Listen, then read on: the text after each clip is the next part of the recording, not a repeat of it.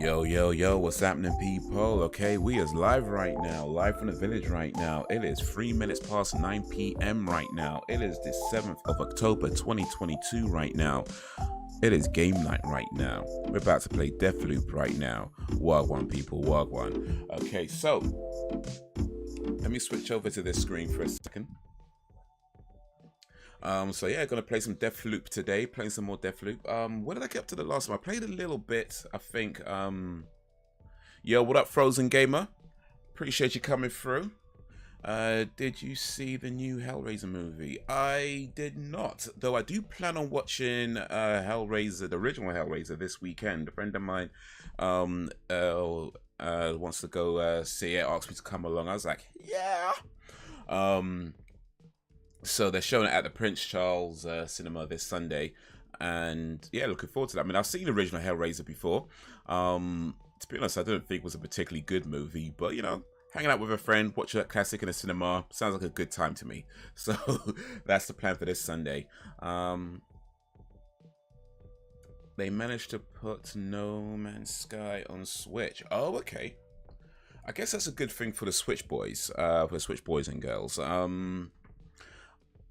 I mean, did you play No Man's Sky? I never played No Man's Sky. It didn't look like a game that was particularly interesting to me, to be honest with you.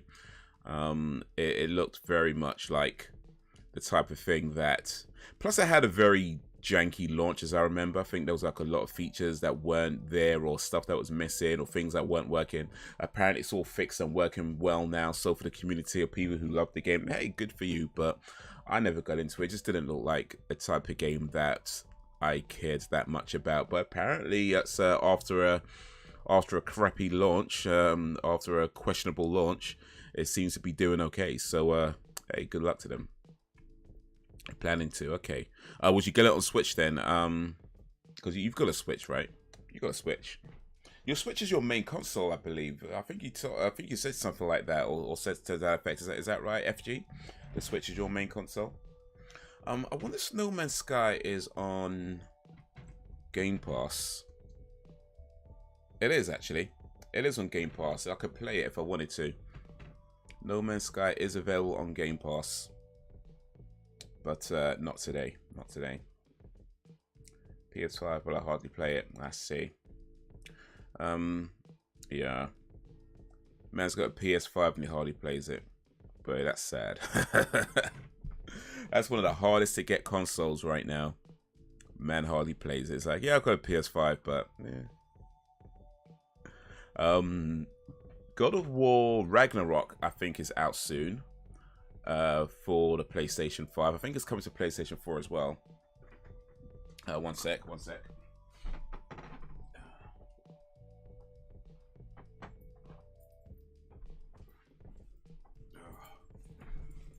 Sneezes to put a little pink in here. Watched the documentary on Jeffrey Dahmer, the monster, but I don't want to spend £60 on it. What, £60 on No Man's Sky or £60 on Ragnarok? Do you mean, because there's two on Netflix right now. I think there is a documentary, but there's also a dramatized version of events as well. Like, so the one that I watched was the... Do I even have it? I don't even have it on that one.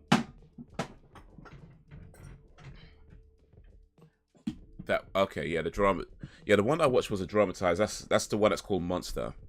But they did put up recently, I believe, a actual documentary on Jeffrey Dahmer. I guess they're trying to milk this.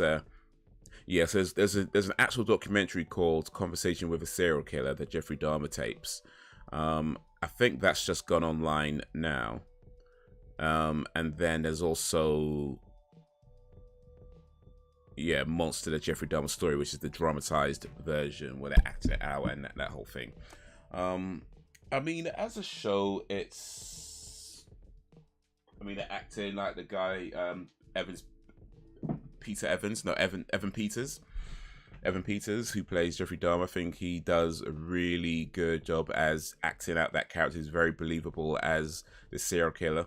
Although, to be fair, it's not like I have anything to compare it to, but he seems very believable as that type of character. It's definitely a lot of sickness in that. It's a hard watch at times. But yeah, it's I mean, I think overall they did a good job of showing what happened, and exposing some of the uncomfortable truths around what happened, you know, and certainly how possibly at least a few of them could have been prevented, you know, had people, you know, listened and stuff like that. Yeah, I say that the shame though is that, yeah, about the victims' families, that they never actually contacted the victims' families before making it or during making it, so they had no idea. I think that's a lame move, to be honest. I think they should have let them know. I mean, I guess they don't have to ask for permission, legally speaking, but even still, just because you don't have to do something doesn't mean you shouldn't do it, you know. So yeah, I think Netflix definitely should have contacted the families and let them know what was going on. And especially as you're watching the show, there's a whole episode, like not a whole episode, but certainly one episode where they're talking about, you know, a movie that was supposed to have been made and the families involved and this, that, and the other. And it's like, how can you make a TV show and where part of the TV show covers the fact that there was once a movie being that was going to be made, and they needed to get permission or ask this and ask that, and you yourself as producer of that TV show didn't think maybe you should actually ask the families or at least let them know what you're about to do. So yeah, that was a lame move.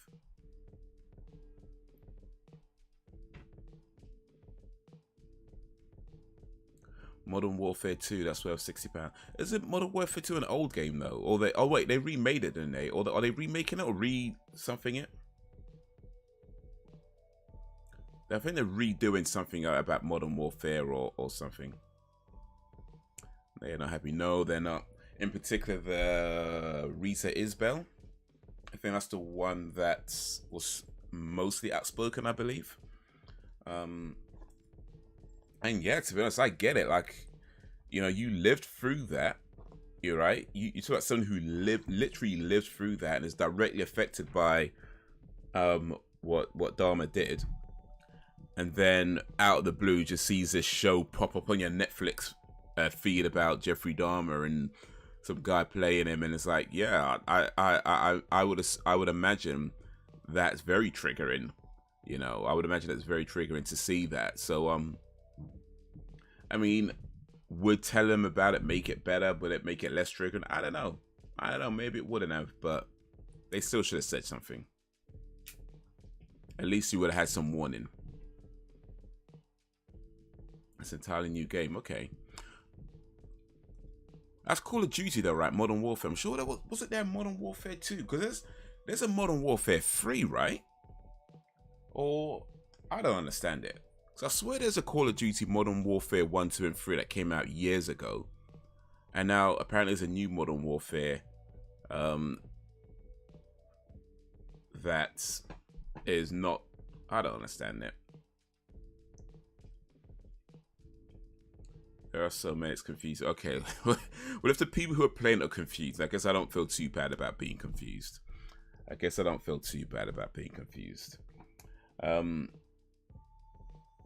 But yeah, I haven't played a Call of Duty game since, I think, Black Ops 3?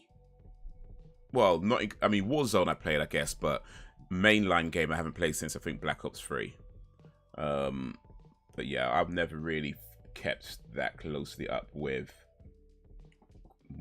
Call of Duty. I just hear about some of the stuff that gets released. Alright, let me switch over to this screen. I'm gonna play a little Deathloop.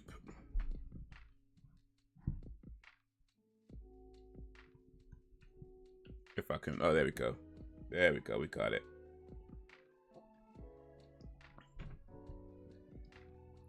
What do you think is going to happen with Call of Duty, though? Do you think, because it looks like the deal with Microsoft buying Activision is going through. I mean, I know there was some like legal loopholes and legal, like, I don't know, stuff they had to do, whatever, but it seems like it is going through. So what do you think happens with Call of Duty? Because like Call of Duty is a big thing on PlayStation, and if they take Call of Duty off PlayStation, then would all those PlayStation players move over to Xbox for Call of Duty? Would they? Because I imagine some will, right? But would enough do it to warrant that, I don't know, 80 billion or whatever it is they spent on them? You know, would enough people move over? Now, I guess the smart thing to do, at least for the time being, is to keep Call of Duty on PlayStation, at least for now, and maybe like, I don't know, over the next like 5-10 years, like slowly move it over to Xbox exclusive. But I think I personally feel like it'd be a bad idea business-wise to just, I mean, I don't think they're gonna do that. I think they did say something about it being on PlayStation for a while, so I don't think it's moving anytime soon anyway. But even after like that 4 years or 5 years or however long it's gonna be, I still feel like it'd be a better move to slow it out. Like, I mean, yeah, eventually bring it to PlayStation. I mean, to bring it to Xbox exclusive. I think eventually that has to happen, but I don't think it's something you want to rush. And 5 years, I think, is the current time frame. I think I might have to double check that, but I think that's the current time frame of like 4 or 5 years. And then after that, but I feel like even that's too soon. They should slow it out a bit more, or at least if they're going to do it in the 5 years, then certain things they need to try and implement, like from the jump, like the fact that maybe certain maps are exclusive to Xbox, or certain updates, or certain well, not updates, what's the thing, like items, you know, or when they do like them special characters and stuff like that. You know how Warzone had like Rambo and whatever, maybe some of those were exclusive to Xbox, you know, that sort of thing. So although it's available on PlayStation, the definitive way to play it would always be on Xbox. That could be something they can do to get people used to the idea of just buying it on Xbox or going to the Xbox route anyway. That way, by the time they do move it exclusively to Xbox, it won't matter as much. But hey.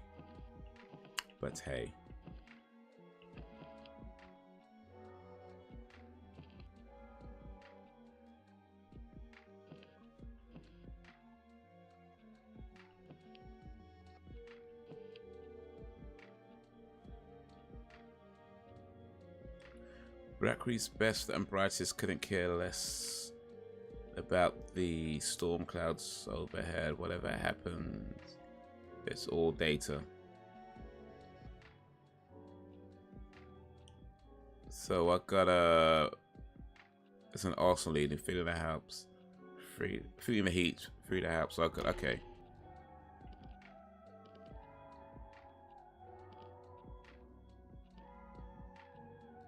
Okay, I think I know this level. I saw that you can buy the Steam Deck without res. Oh, okay.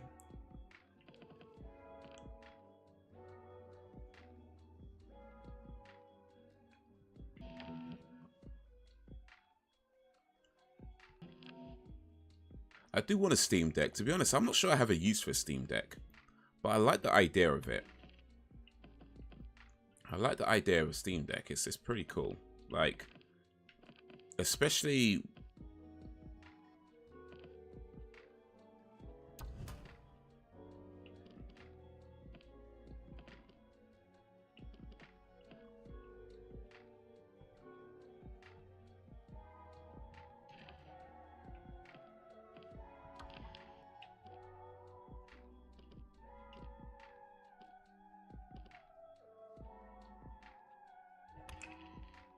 okay, which weapon do I actually use the most though? I think it's this one. I should...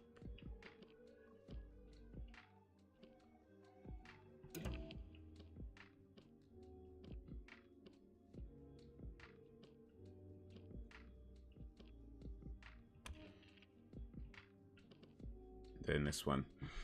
But that's if you have a Steam. I mean, yeah, everyone's got a Steam library at this point though, right?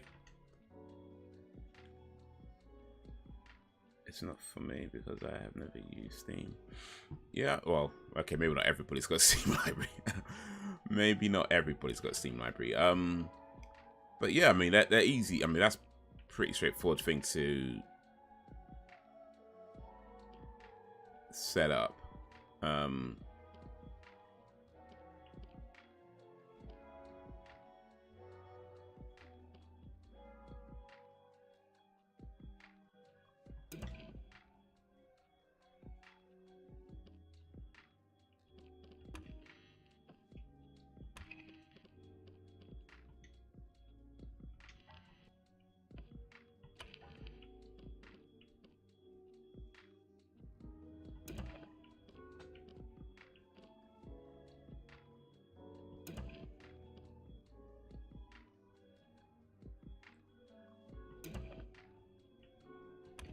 Alright. Oh, a PC or a laptop. You don't even need a PC or a laptop for a Steam library. Like, you could just do it on your phone. I mean, because it's really just setting up the account. But then I suppose you can't. I mean, you can buy a game, but you wouldn't be able to do anything with it if you don't have a PC or a laptop. So yeah, maybe that's a little bit of an issue. But then again, there's at least a few free games on Steam, so you can set up an account and then just get one of the free games and add that to your library. But yeah.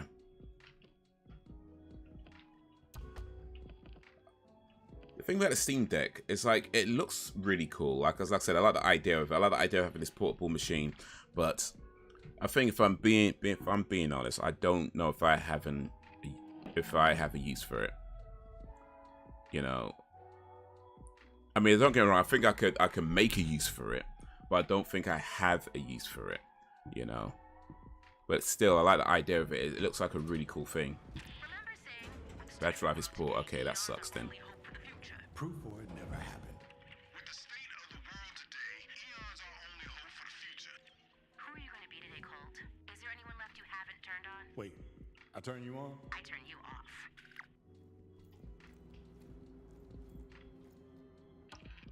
Alright, so I need to find this. If I can redirect the helps laser to the battery station, it may blast.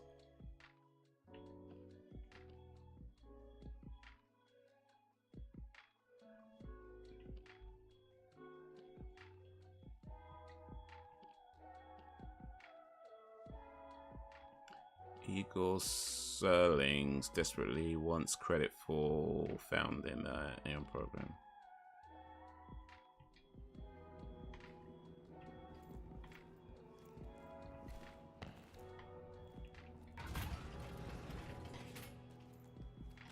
Okay, so how am I finding this thing? Where's the arrow?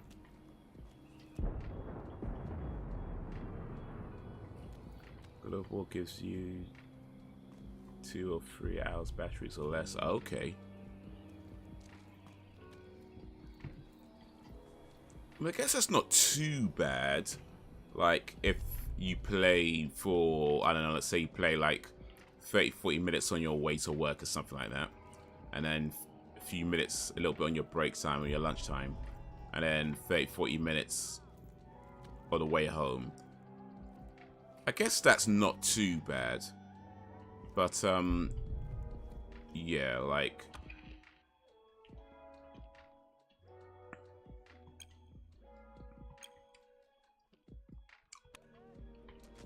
where am I supposed to be going though? Because, like, there's supposed to be like an arrow or something that comes up to let me know which direction I'm supposed to move in.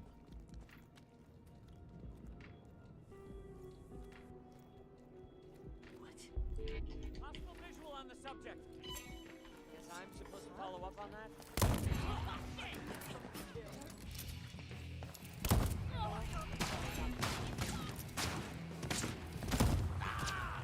Shit! Keep him busy! Even arm. I'm out! Your turn! Back, reloading. Get down! Ah, shoot.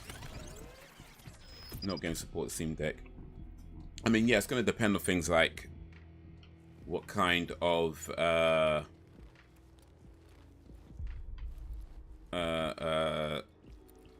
specs the game needs. You know, I mean,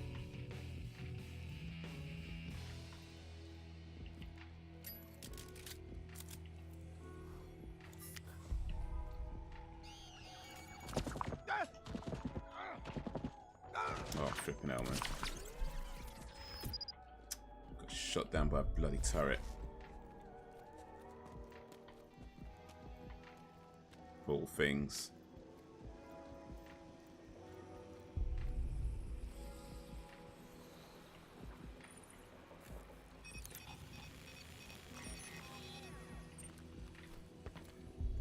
Searched it. But yeah, it's going to depend on like what kind of specs the game needs and stuff like that. I mean, the Steam Deck, I guess, can run a lot of games, but I imagine a lot of the newer AAA games are going to struggle. But here's the thing, though, and this is what interests me about the Steam Deck, is that it effectively works like a computer, right?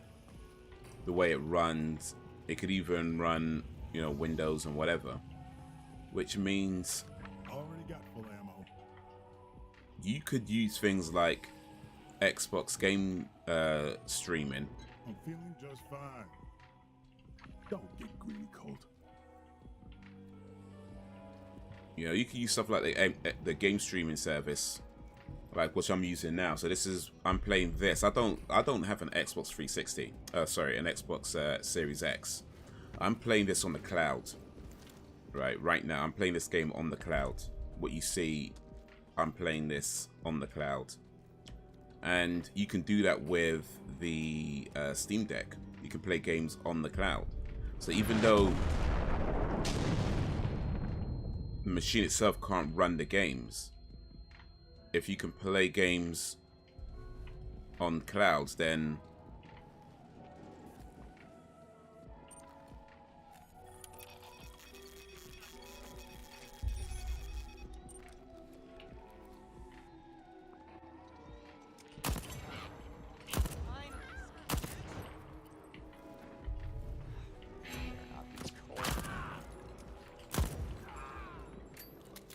ugh.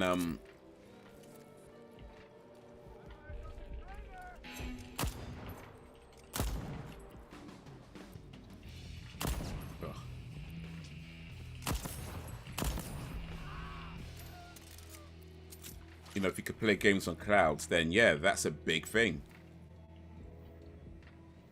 You know.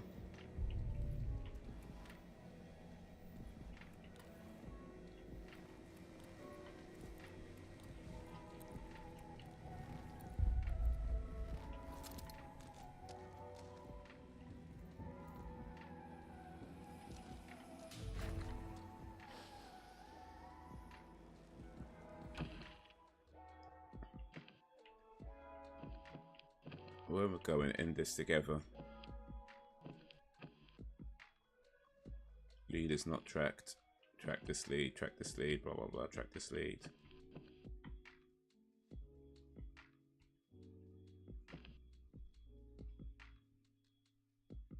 If I can find the helps laser to the battery station, it may blast itself free.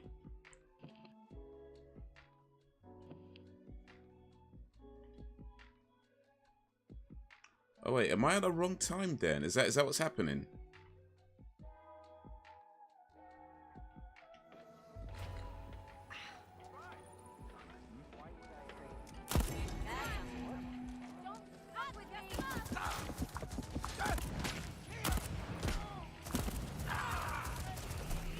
Maybe I was operating at the wrong time. Got looped. But yeah, so it looks pretty cool. I think like I would want one, but yeah, we'll see, man. We'll see. Can I justify spending that kind of money on something that I don't really need? You know what I mean? I don't exactly need it.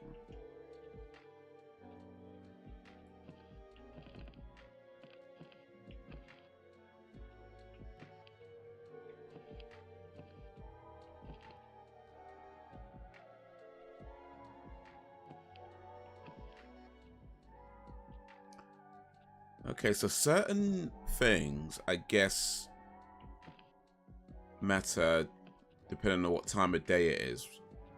But it's like, how do I know which? Okay, because it looks like this is where I'm supposed to go to now. Feeling the heat. And because I see this glowing thing. I didn't see that before, so...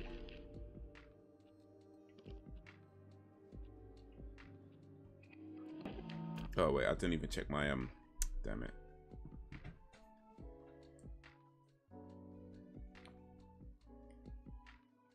Should have checked, Hey, Cold. Fuck you. Sure. Your place of mine. I've been to your place. It's filthy. So that's a yes? You don't really want to, believe me. Have I lost my... Something.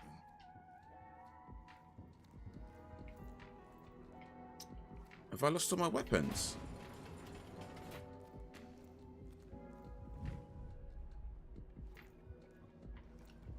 Alright, so where am I going though? Like... Listen up, Eternalists, and this is your visionary, Igor Serling, with an important announcement. Stay your asses away from my area of the complex. Pivotal experiments are in progress, and I won't abide interruption. Do not enter.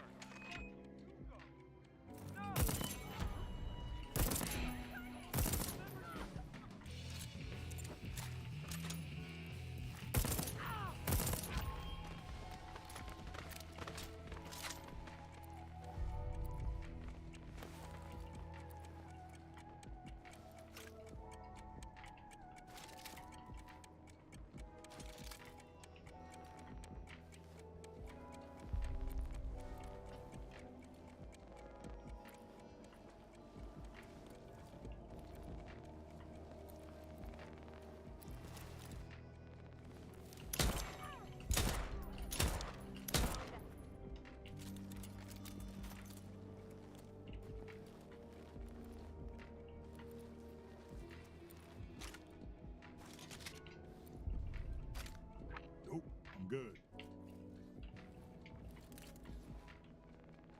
Picked up the same gun twice. It's alright now though.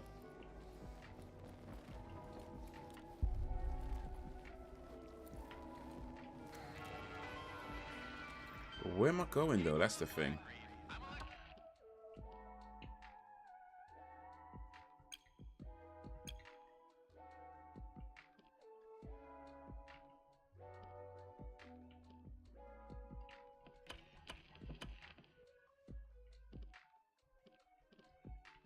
I'm not sure what I'm supposed to be doing right now. There's delivery booth. I'll see how that helps me.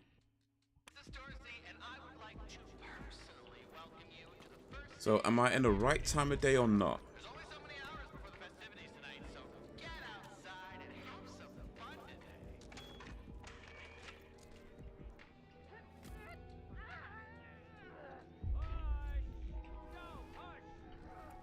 think the Eon program with their millions in funding could have procured something with a motor to get all this shit up here. You're just not actualizing. Visioning the future. Doors of perception. There is no door, right? What are you doing talking to me? Visual ID on front. No remember you.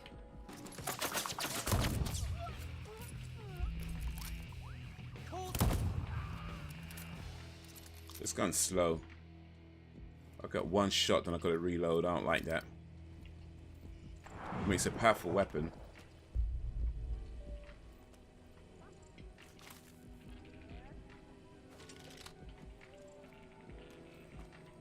But I'd rather something stronger that doesn't have to reload after one shot.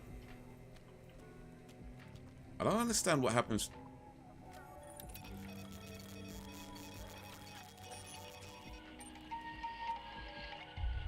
Don't need it.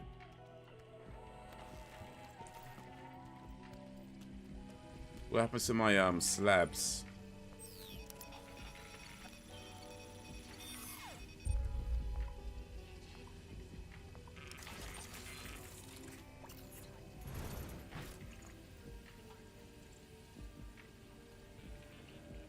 I was really just wandering around this whole thing, like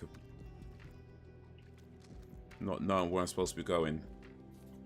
Is this the game?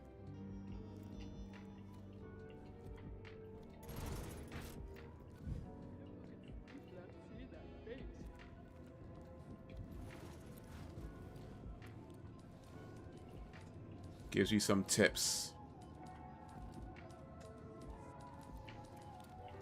And then it's like, nah, screw you.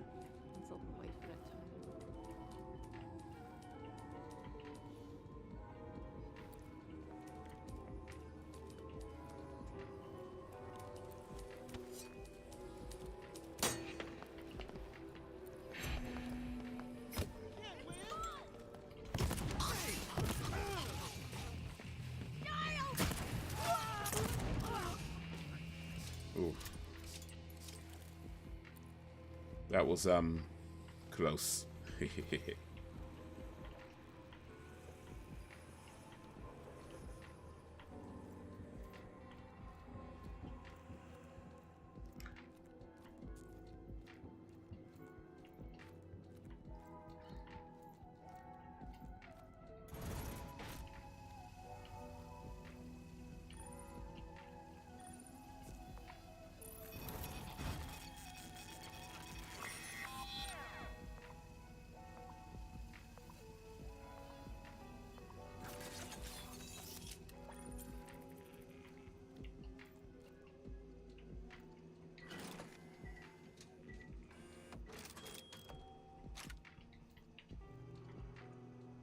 Don't get greedy, Colt.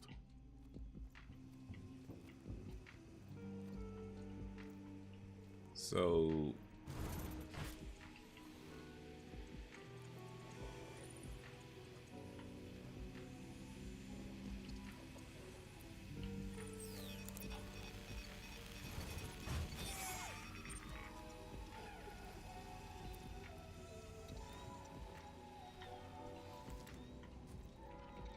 I'm literally just wandering around this whole complex. I have no idea where I'm supposed to be going.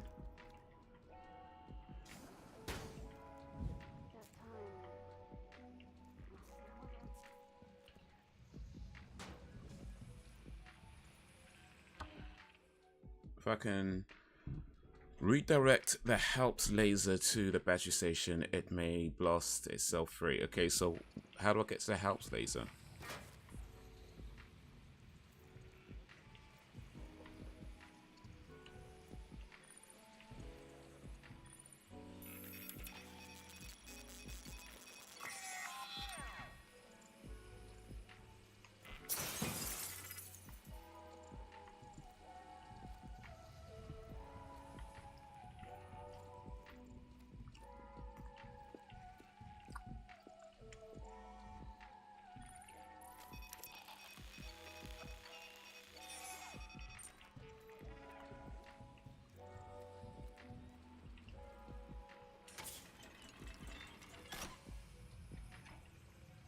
Not sure what that does. Maybe it doesn't do anything.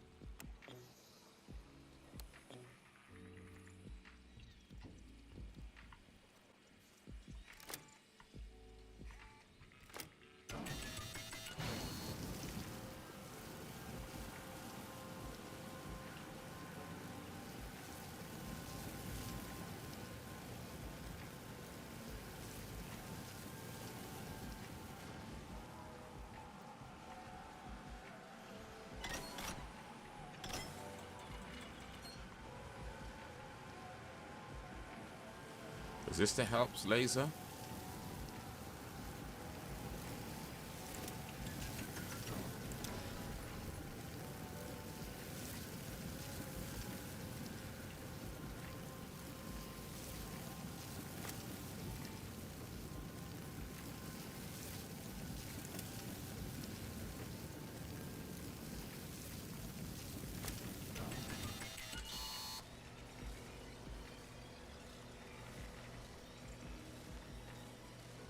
I don't know what that is. I have no idea. I'm looking for some helps laser. I have no idea where it is, what it looks like. I'm just kind of wandering around. Ugh. There's bad guys down there. Maybe that means something.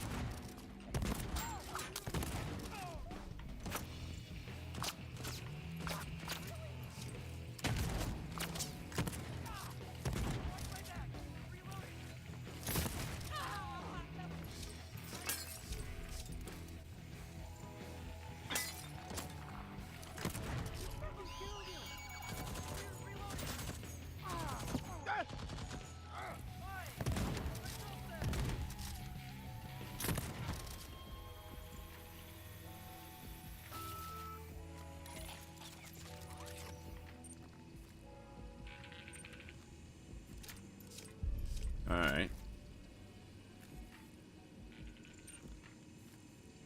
I've hacked these already, right? That's... It sounded like...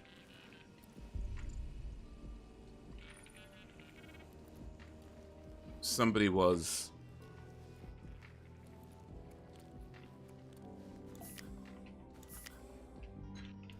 firing at me. Like with a turret.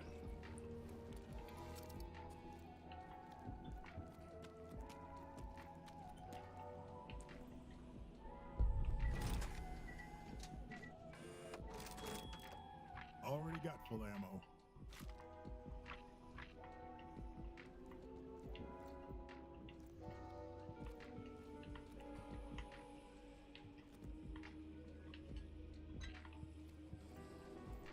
Sounded like a turret was firing at me. But I hacked those turrets.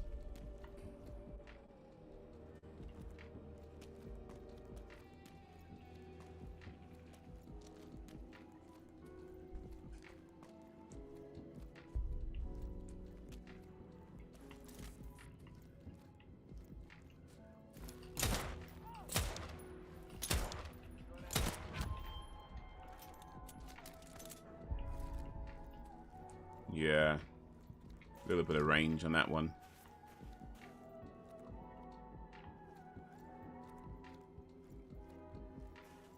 But am I supposed to go? I have no idea. Is that where I'm supposed to go, though?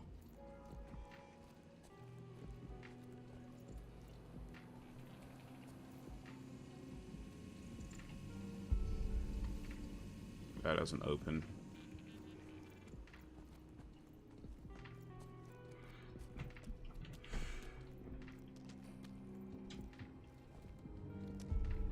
So I get that there's certain things you gotta do at certain times of the day. Okay. I understand that. But should it be letting me go to an area where there's nothing I can do at this particular time of day?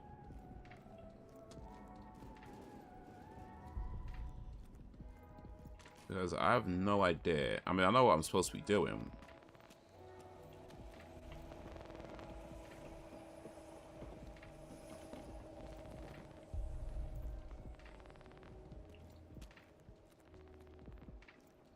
What I don't know is...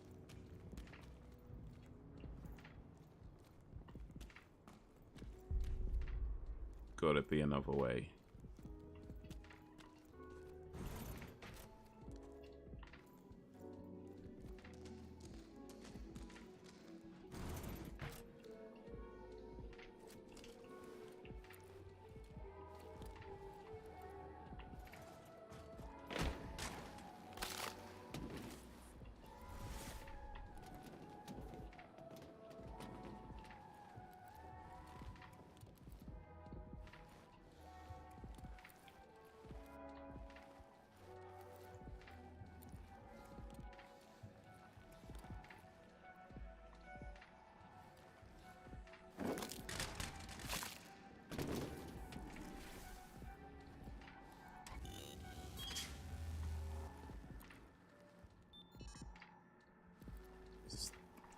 This the way to go.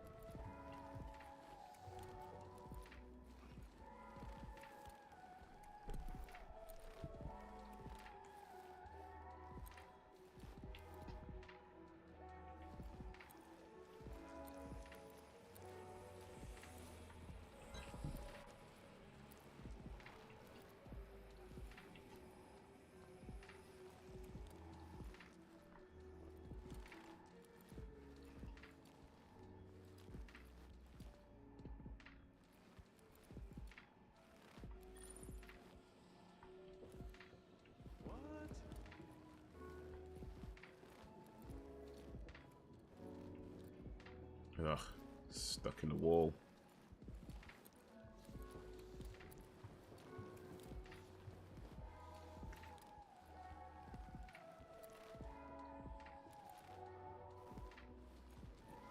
might have to just fight these guys out, you know.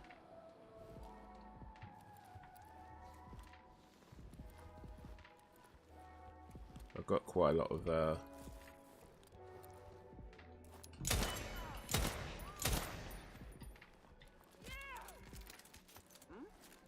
Excitement.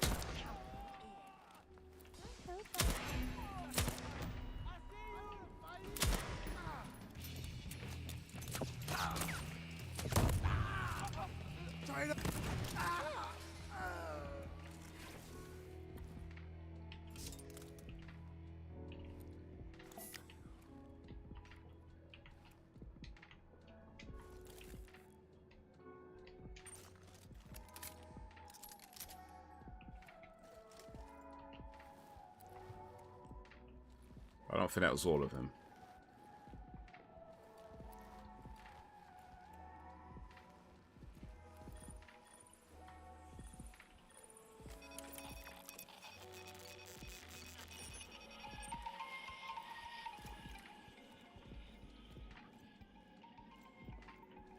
I don't think that was all of them. I swear there was like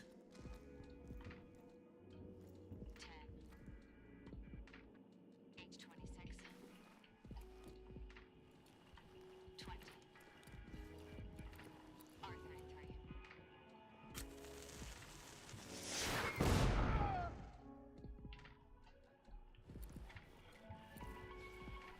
I might need to go get some more health.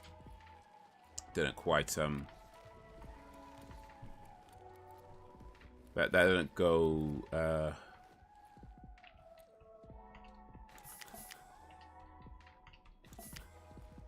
there we go. There we go. And there's some more over on the other side.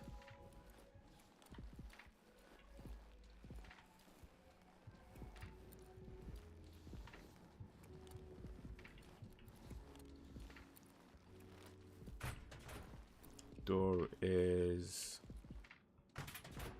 blocked. Ugh.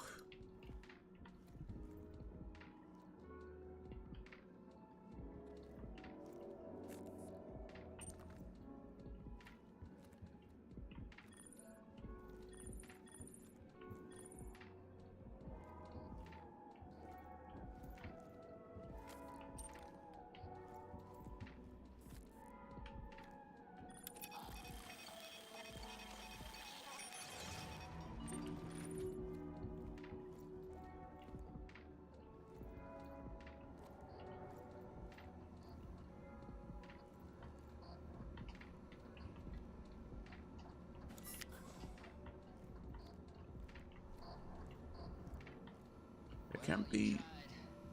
Yes, but it is a timed challenge. Decidedly out of fashion these days, I'm aware, but I'm truly fucking Montague. I break all the rules. You discover the complex it is host to the wake up challenge. Okay, I don't even get to read that.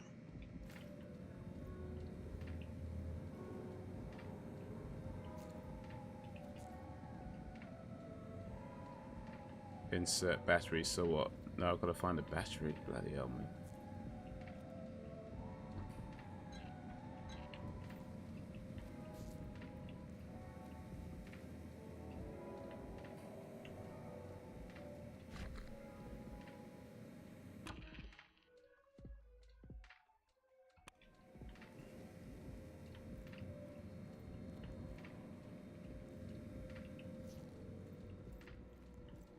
So I'd have to assume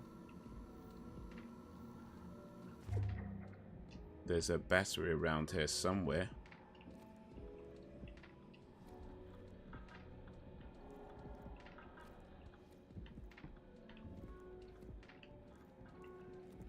I don't know if I've seen one. I don't think I've seen one.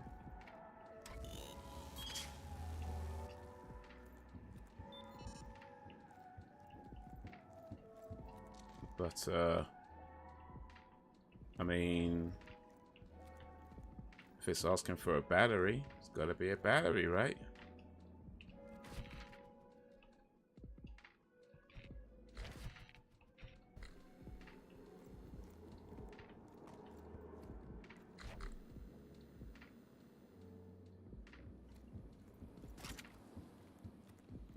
There's an old power station beneath the loop center.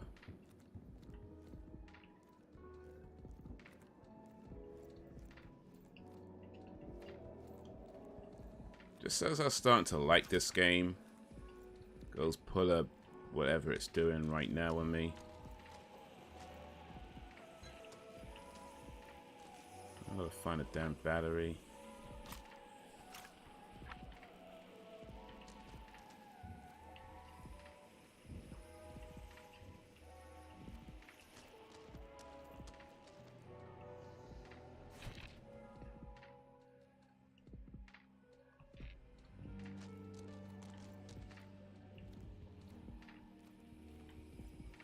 I mean, it's gotta be nearby, right?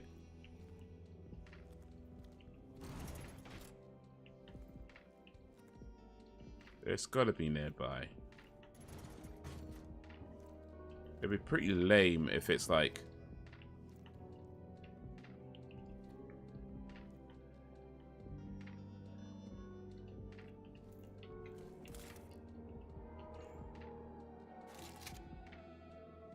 some far away thing.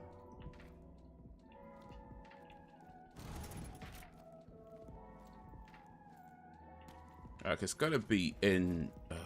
I'll say it's gotta be. I really don't know.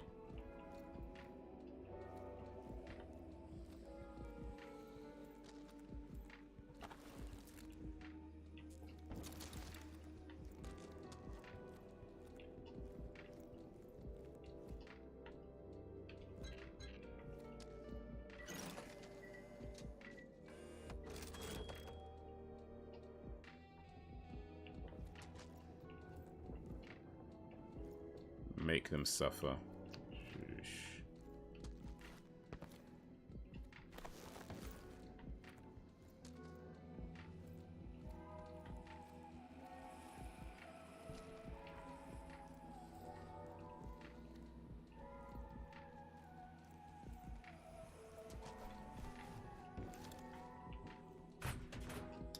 Door is blocked. Of course it is. Oh, flipping hell.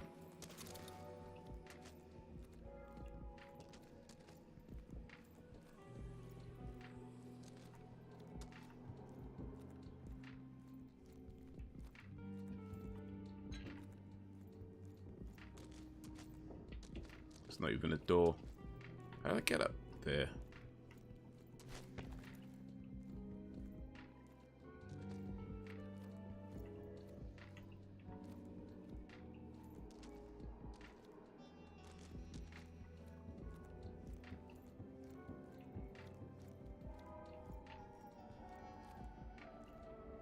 I don't even know if I'm supposed to put a battery in there. It's just, it says it's a battery station.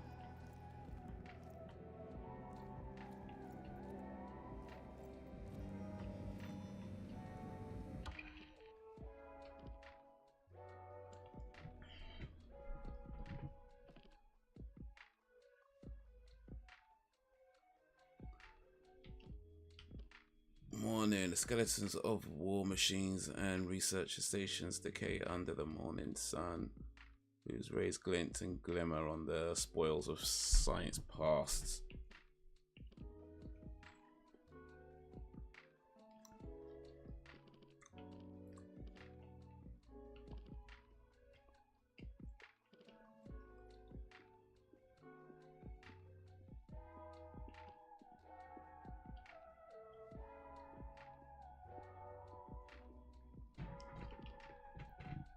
There's no power station beneath the loop control center. Okay. I don't know if this means anything. But, you know, doesn't seem like I can do much else here. I don't even know the way back out. Like, I legit forgot how to get back out.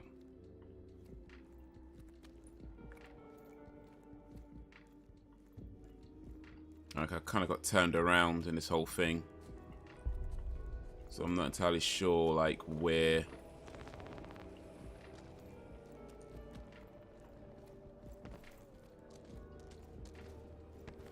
things are.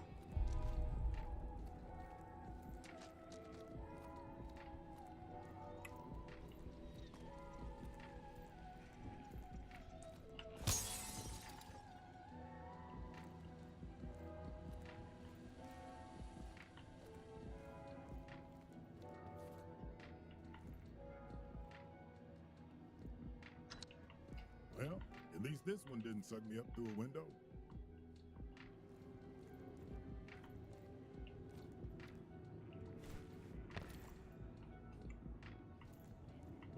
Okay.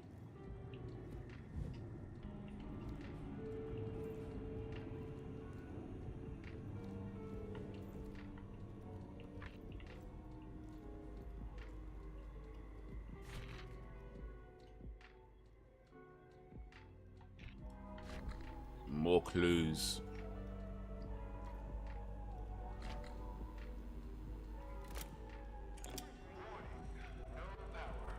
Dead and dry.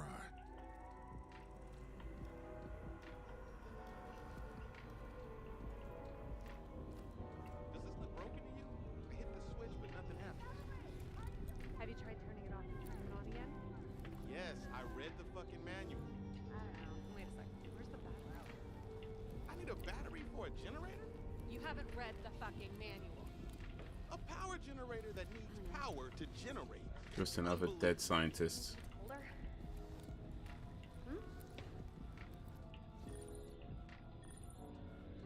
Possible visual on the subject. I'm armed! Don't fuck with me!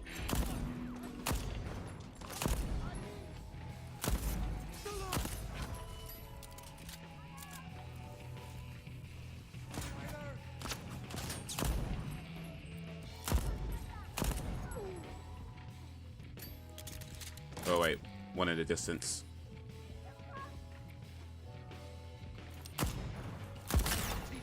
He's a set!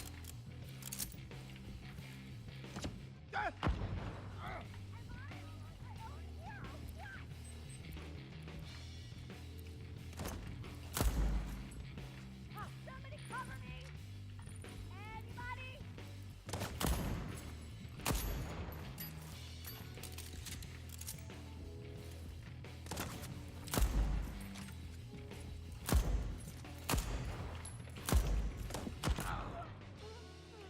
Ugh. Yo, little Jacob, what up? Man like Jake's in the place. How you doing today? Just wander around this complex, trying to find a house les ace.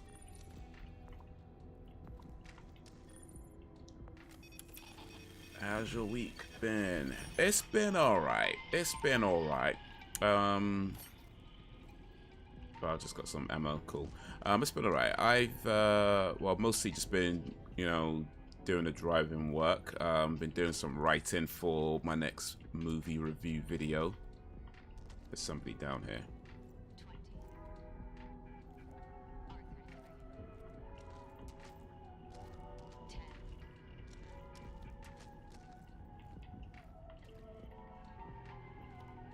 Need a battery. Ugh. Everything needs a battery.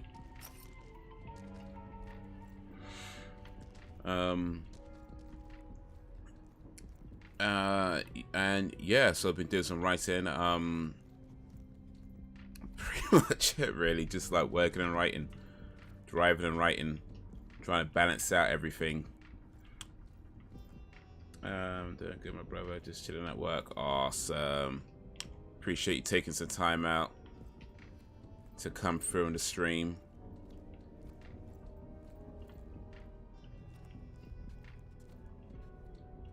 How many batteries does this thing need? Flipping out, man. This game's actually just... Wait, did I miss something? Ain't there no... Flipping out. How far do I have to go back to get health now? But yeah, that's pretty much there. Oh, there's some stuff here actually.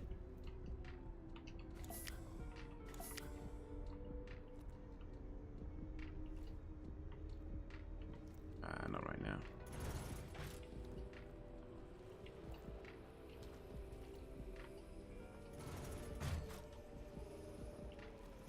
Oh, look at all this.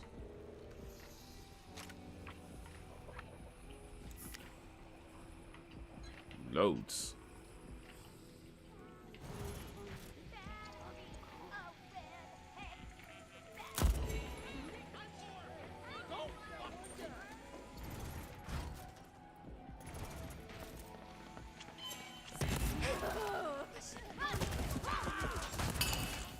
You gotta count Oh. those shots, fucker. Oof.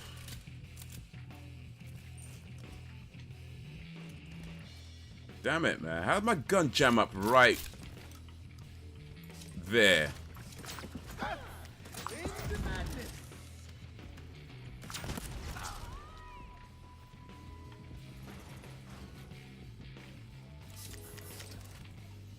How did my gun jam up like right there? It's giving me an honest opinion. It's definitely worth purchasing. I've been playing this for... Oh, what just happened? Oh, flipping out. Probably somewhere around 5-6 hours, give or take.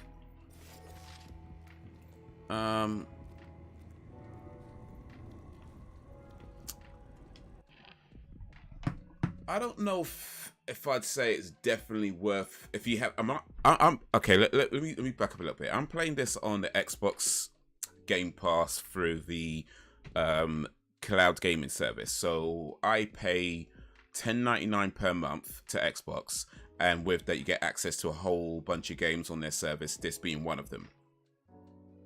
So I didn't pay full price for this game. Now, if you have Xbox Game Pass, then yeah, I think it's worth checking out. You know, something that I'm enjoying so far. You know, it's got some cool ideas, some cool mechanics and things like that. If you don't have Xbox Game Pass and you had to, say, buy it for, I don't know, £40, £50, I don't know how much it costs right now, but whatever the full price of this game is, that's where I might be a little bit reluctant to recommend that, you know, because one thing, I haven't gotten through the game, so I don't know what I really think of it. But so far, I would say that I am enjoying it. It's definitely difficult to justify. I mean, to be honest, I think it's difficult to justify spending £40+ on a game these days just anyway, especially with a lot of things going up in price and, you know, having to reprioritize this and that. So I'd definitely be reluctant to recommend spending that kind of money on it, but it's a decent game. It's a decent game. I'm enjoying it so far. It's kind of pissed me off at the moment because it's telling me what to do. It was pointing you in the right direction. Like before, it had like these arrows that let you know where you're supposed to go. Now all of a sudden those arrows are gone, and I don't know whether that's because I'm on the wrong time of day or I'm in the wrong place or what. But it's like you got all these leads you're supposed to follow, and it doesn't really give you much indication as to, or seemingly at least, not that maybe it's obvious to other people, or maybe I'm just missing something completely that I'm supposed to be getting. But it doesn't seem to be too clear about what exactly or where exactly I'm supposed to go and when exactly I'm supposed to go there. It's just like, yeah, you got to get this guy, get that guy, do this thing and that thing. It's like, okay, cool. Where am I going? You know, it's kind of like that right now. So, yeah, a little bit frustrating, but yeah, still an enjoyable game so far. But is it worth £40? I don't know. That could be. I'd have to try and get through the game and decide from there. But just as a general rule, I very rarely buy games brand new, and I think with the Xbox Game Pass, I have even less reason to buy games brand new. This game came out last year, and I could have got it on PlayStation. Actually, no, I couldn't have because I don't have a PlayStation 5. It was on PlayStation 5, not PlayStation 4. Anyway, the point is, I didn't get it at a time that I could have got it, but. Yeah, I don't mind playing it on Game Pass because I already have that service, and it's definitely worth playing if you've got Game Pass already. And if you don't have Game Pass already, then I don't know, might not be a bad idea to drop it, you know, $10.99 to get Game Pass for the month. Try this game out, and if you don't like it, cancel the service, and then you've only spent $10.99. You know. That could be. I feel like that's worth it. That's worth it. But outside of that, yes, it might be a little bit reluctant to recommend. Thanks for investing in the game. No problem, man. No problem.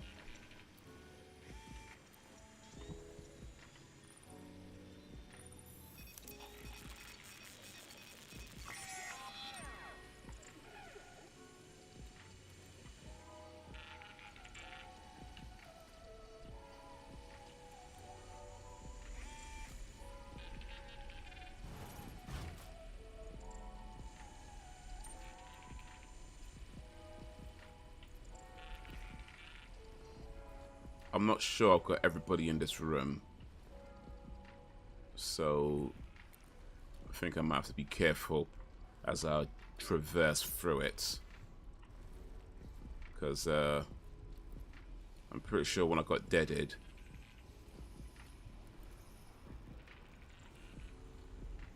there was at least 1 or 2 people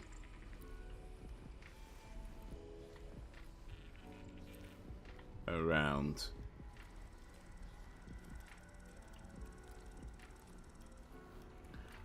Would you describe yourself as a hardcore gamer or you more of a casual gamer? Well, definitely more casual these days. I mean, back in the day, you know, sort of 90s, 2000s. I'd say between about probably like late 90s up until around 2010-ish. For me, that was my peak gaming period.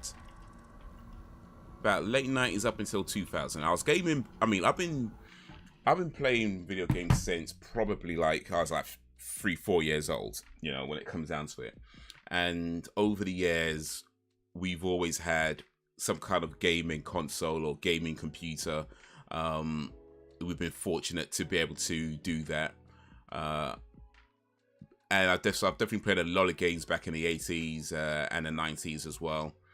But I feel like my peak gaming period was around about late 90s up until about 2010, maybe 2015. That's where I was playing. I was on top of a lot of the latest games at that point. You know, I had, you know, a bit more money to my name at that point, so I could spend more money on games. You know, and I had time to play them as well, and you know, be online and talk about that kind of stuff. So that was for me my peak gaming period. Nowadays, I'm definitely more casual. I've become way more casual. I mean, I still like to game. Clearly, you know, I still enjoy it, and I still try to pick up some of the newer games, or you know, play some of the newer games. Like Deathloop is not that old, right? But yeah, I'm definitely more casual these days. I mean, I probably like the time that I stream games is pretty much the only time I play games these days. Like, I mean, outside, like this week, for example, this is pretty much my only gaming session this week. If I'm lucky, I might be able to squeeze out another hour or two at some point. But it's pretty much whenever I stream, it is when I'm gaming. So yeah, definitely much more of a casual gamer these days. That's why things like Game Pass suit me fine, because I only pay, you know, £10 a month or £11 a month, and I get access to a whole bunch of games. A lot of them are older games, which is fine with me because it's stuff that I haven't played yet. And then maybe something a bit newer every now and then like this. So yeah, Game Pass has all my gaming attention these days. And yeah, for only 11 quid. I mean, I know I sound like I'm shilling it right now. I know I sound like an Xbox shill right now, but you know what I mean? It's just the truth. I only pay £11 a month. I get access to all, and for £11 a month, for the time that I spend gaming, it feels fine. You know what I mean? Like the fact that I might only play a few hours a week, I'm fine with that for 11 quid a month. You know what I mean? It's the more, of course, the more I play, the better value it is. But for the time that I do get to play and for the games I have access to, yeah, I'm pretty good with £11 a month on this. So as much as I sound like I'm sponsored by Xbox right now, I am not. But hey, if Xbox ever want to sponsor me, I'm down. You know what I mean? But hey, it's a good service. I can't lie, man. The Xbox Game Pass is a good service. I think it's a good service, even if you're a hardcore gamer, then definitely a good service because £11 a month for all the games you get to play. But even for casual gamers like me, I feel like it's still a good value. So yeah. How about yourself? Are you more casual these days or more hardcore these days? Or maybe was it ebbs and flows? My peak gaming period was mid 80s to mid 90s. Yeah, that was arcade. Okay, yeah. Can you see yourself ever reaching a point where you won't play games anymore? I mean, never say never, right? I mean, there's definitely been periods of times where I haven't gamed as much, you know. Certainly, I remember there was a period when I was in school. I think it was around about maybe 95 to about 97, 8, round about then. I wasn't gaming as much. That's around about the time I started noticing girls more, you know. So there's that, right? So I mean, never say never. And definitely, as I've become more casual these days, it's certainly possible that my life can turn out that I just don't have that time. I mean, I hope it doesn't happen. I hope I could always find time for it because I do like doing it, you know, I do enjoy it. And I think it's important to always find things, always find time for the things that you enjoy. But yeah, who knows how your life would turn out, right? So God willing, that doesn't happen, right? Hopefully I'll always be able to find, even if it is just a few hours a week, to play a few games here and there, whether they're old or new. So I'd hope that doesn't happen, but hey. But yeah, I remember them arcades though. I used to bunk off school to go play arcades back in the day. Street Fighter, Mortal Kombat, all them ones, yeah.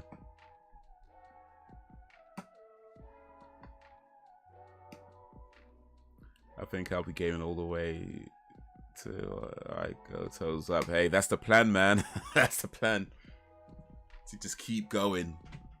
Just keep going for as long as you can. Always make time for it. Just make time for it. Whether that's 5 minutes, you know what I mean? Just make time for it. I'm a casual gamer nowadays. I have got the time to dedicate. I haven't got the time to dedicate to gaming like I used to. Yeah, it's just how life goes, isn't it? Like, I mean, to be honest, I'm not sure I'd want to be as hardcore as I was. I mean, don't get me wrong. I think I'd like to be able to have more time for gaming, but I don't think I'd want to be as hardcore as I was. Because back in the day, you know, I'd be on some kind of games machine. You know, I'd be like, you know, I go to work, come back, I'll be gaming. Especially a lot of that period, I was working part time as well. So I was working in sales. So I was making good money working part time in sales, right? And you know, so you come home and, I mean, you have your friends and you hang out, you party and club and do all that kind of stuff as well. But yeah, a lot of my spare time was gaming, and it was fun. Don't get me wrong, I ain't saying that, but I'm not sure I'd want to be as hardcore as I was before. I think an ideal spot for me would be if I can get to spend about, say, 10 to 15 hours gaming a week. You know, that'd be an ideal place for me right now. I'm not there. I'm nowhere near there. But I feel like that would be an ideal kind of space for me where if I could spend about 10 to 15 hours a week gaming and then do other stuff during the week and whatever, that'd be cool. But right now it's just maybe, I don't know, a couple of hours, maybe 2-3 hours a week, 3-4. Maybe if I'm lucky, I might get up to 5 hours a week. But yeah, hey, such is life, man. Such is life. You gotta take care of business, man. Gotta take care of business before your business takes care of you. I'll destroy the Shinobi final Street Fighter Wrestling. Final fight Street Fighter Wrestling Superstars to me. They were arcade classics. Yeah, for real, man. I mean, Street Fighter was more my game back in the day. More, but to be fair, that was more on the Super NES than the arcades. But yeah, definitely playing Street Fighter on the arcades. I think the arcade games I played the most were Street Fighter, a little bit of Mortal Kombat. Let's see, Street Fighter was probably the most one I played actually. Because I remember buying one of the reasons, the main reason I wanted to buy the Super NES was because it had Street Fighter on it, and I figured, you know, you could save money by playing it there, so it goes to the arcades all the time, right? I could play it a lot more. So that's the main reason I got a Super NES. So Street Fighter was definitely one of my arcade games I played a lot. But yeah, Mortal Kombat would have been up there as well. Oh man, I can't even remember a lot of it. Oh, do you remember a game called, oh, what was it called? Bubble Bubble? Double Bubble? Oh no, that's not it. Bubble Brother? No. I'm sure it had Bubble in the title. It was a platform game, and it was either single player or two player. And you had like these levels, you kind of jump up on these platforms. I think you had to dodge things. I can't remember exactly what you had to do. It was a long time ago now. But that was one of the games I played quite a lot as well. Bubble, Trouble Bubble, no. Oh, you know what? One sec. Let me see if I can find this thing. Let me see if I can find this thing.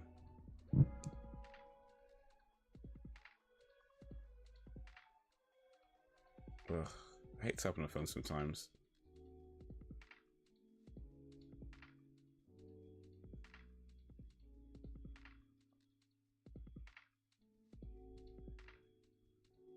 I think this is it. Bubble Bobble. I think this is. I think I found it.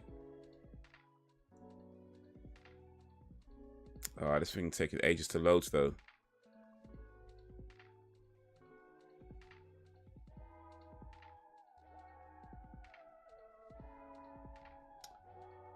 Swear down, things always take their time when you need it. You're trying to find something, and that's where it wants to take its time.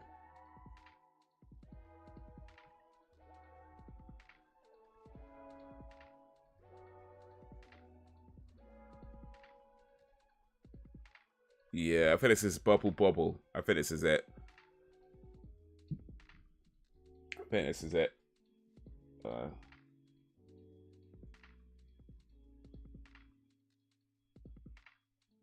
Does that look at all familiar to you? But that was one of the games I played a lot back in the day. And another one, I don't remember what it's called. It was like a James Bond rip-off type game that we played on the arcades as well.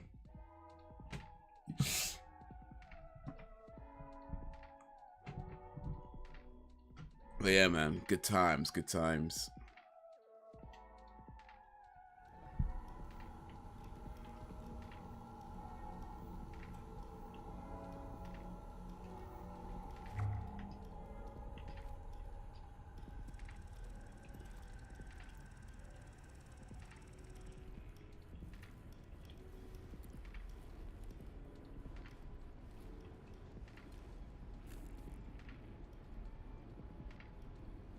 Still too far away.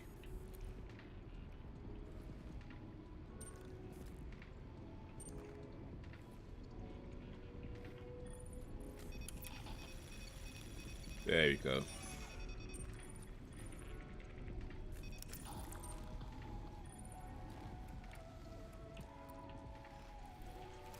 I still don't know where I'm supposed to be going in this game. It's just wandering around pretty aimlessly, really. I have no idea if I'm going in the right direction. No idea at all.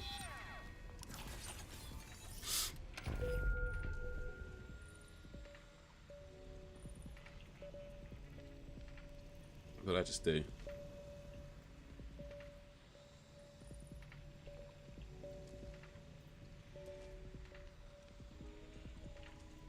I guess I did something.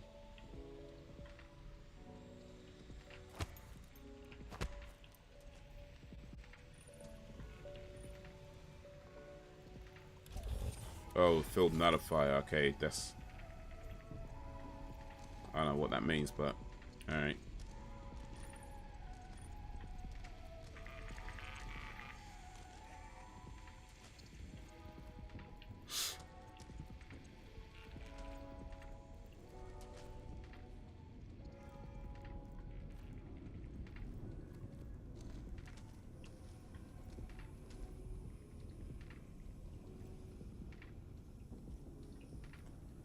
Jacob's back. Back again.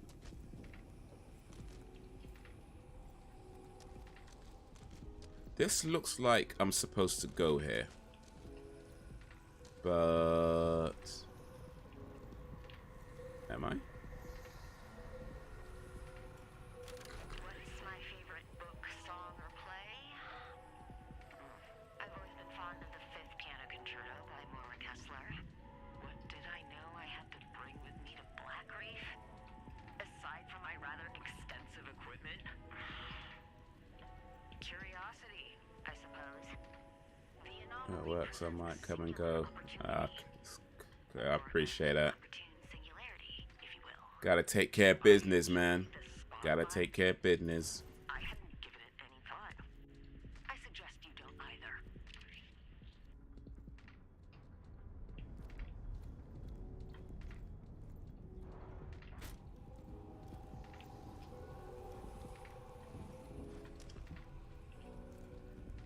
Yeah, I was just saying that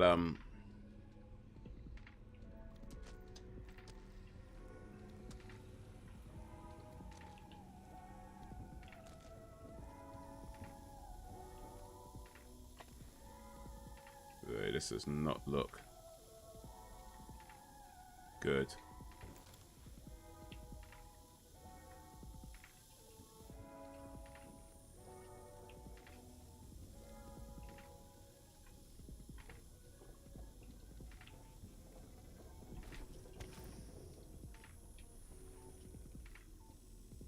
I'm not shocking with duck under that. That's right in my face. I have to say the graphics on this are pretty. Yeah, they're pretty cool.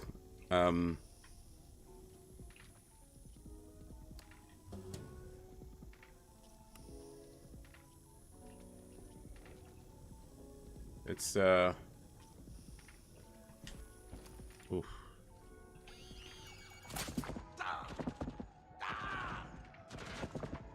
Damn it! Damn it! Damn it!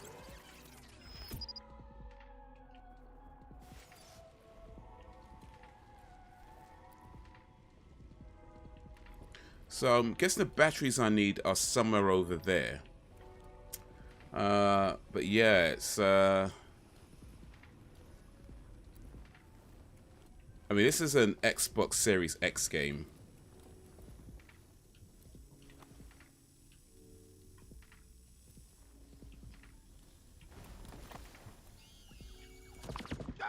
Oh.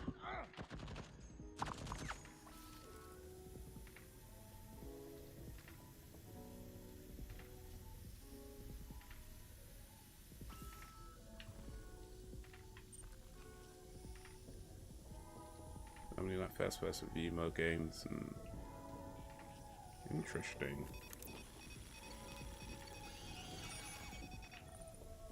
Oh, got it.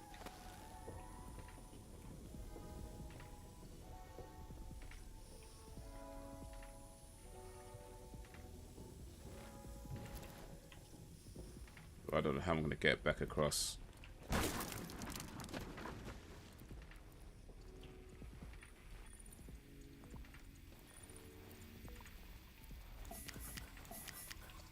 Nope, I'm good.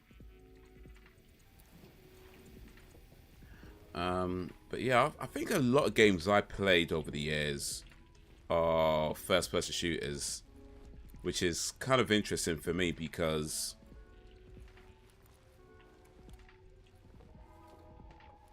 when they kind of first came on the market, or at least when I first started playing them, I never liked them at all. I never liked the first-person view mode. It looked, you know, like what was for me. I was kind of like, why? What's the point of like not seeing what the character like? It just seems dumb to me. And then it ended up becoming probably my most played games, certainly most played console and PC games.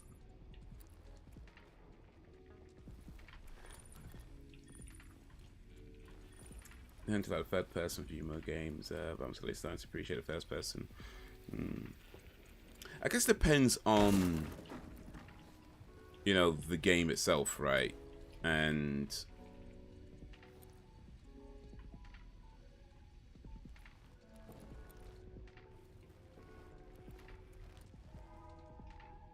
can I run across this?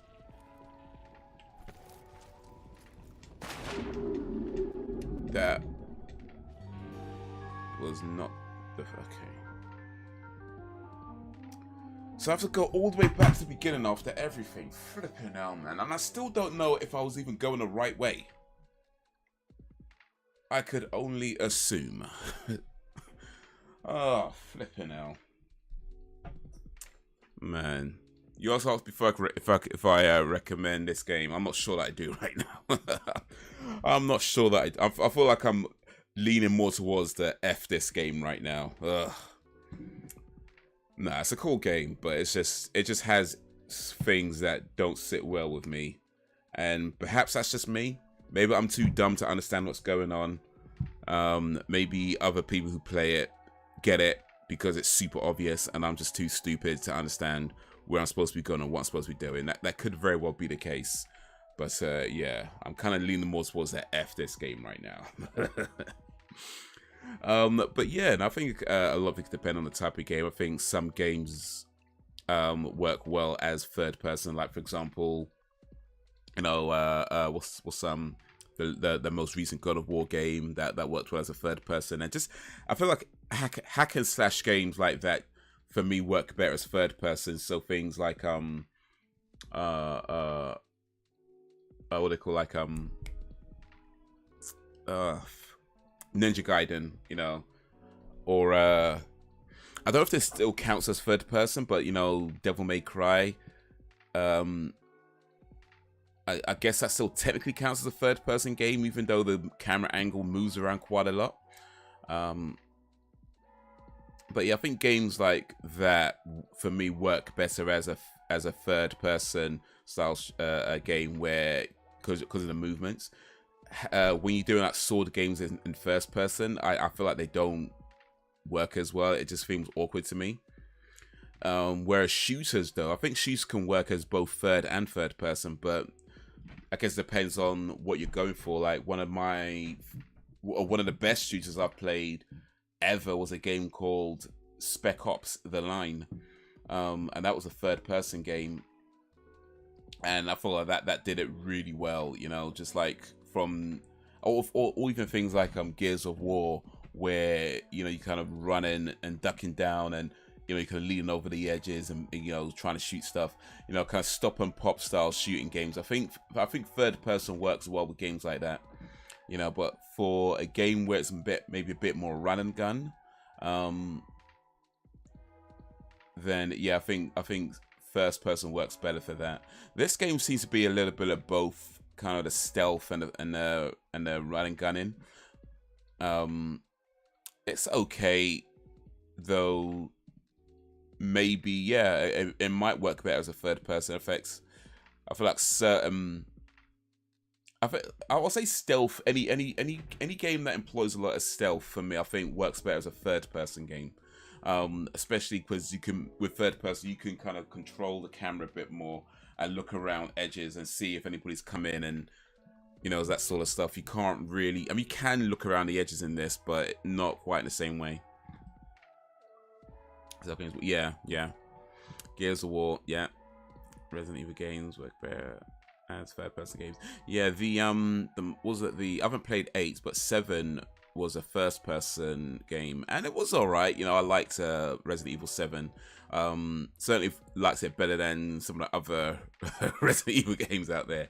But yeah, I think going back to the survival horror roots of it, yeah, I think the third person works better for that. Splinter Cell, yeah. Can't imagine Metal Gear. I mean, there was a first person mode in one of the Metal Gear games. I think it was Metal Gear 5 that had a first person mode. And yeah, I didn't like it. I didn't like it at all. I didn't like it. I was like, I think certain games where, like I say, stealth games or any kind of like stop and pop games like Gears of War or Spec Ops. Spec Ops: The Line kind of was a bit of stealth and a bit of stop and pop, so that works pretty well as a third person game. Wait, was Spec Ops that was third person? I remember that right. It's been a long while since I played it. Spec Ops. I'm sure this was the third person game. Yeah, it was. It was a third person.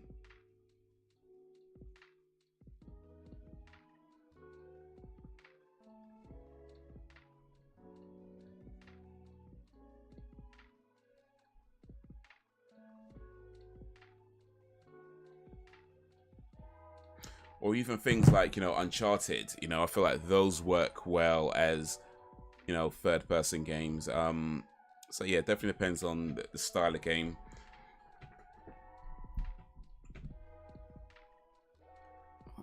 What's your all-time favorite game ever? Last of Us is my also. Yo, that's a superb game. The Last of Us and Last of Us Part 2 were superb.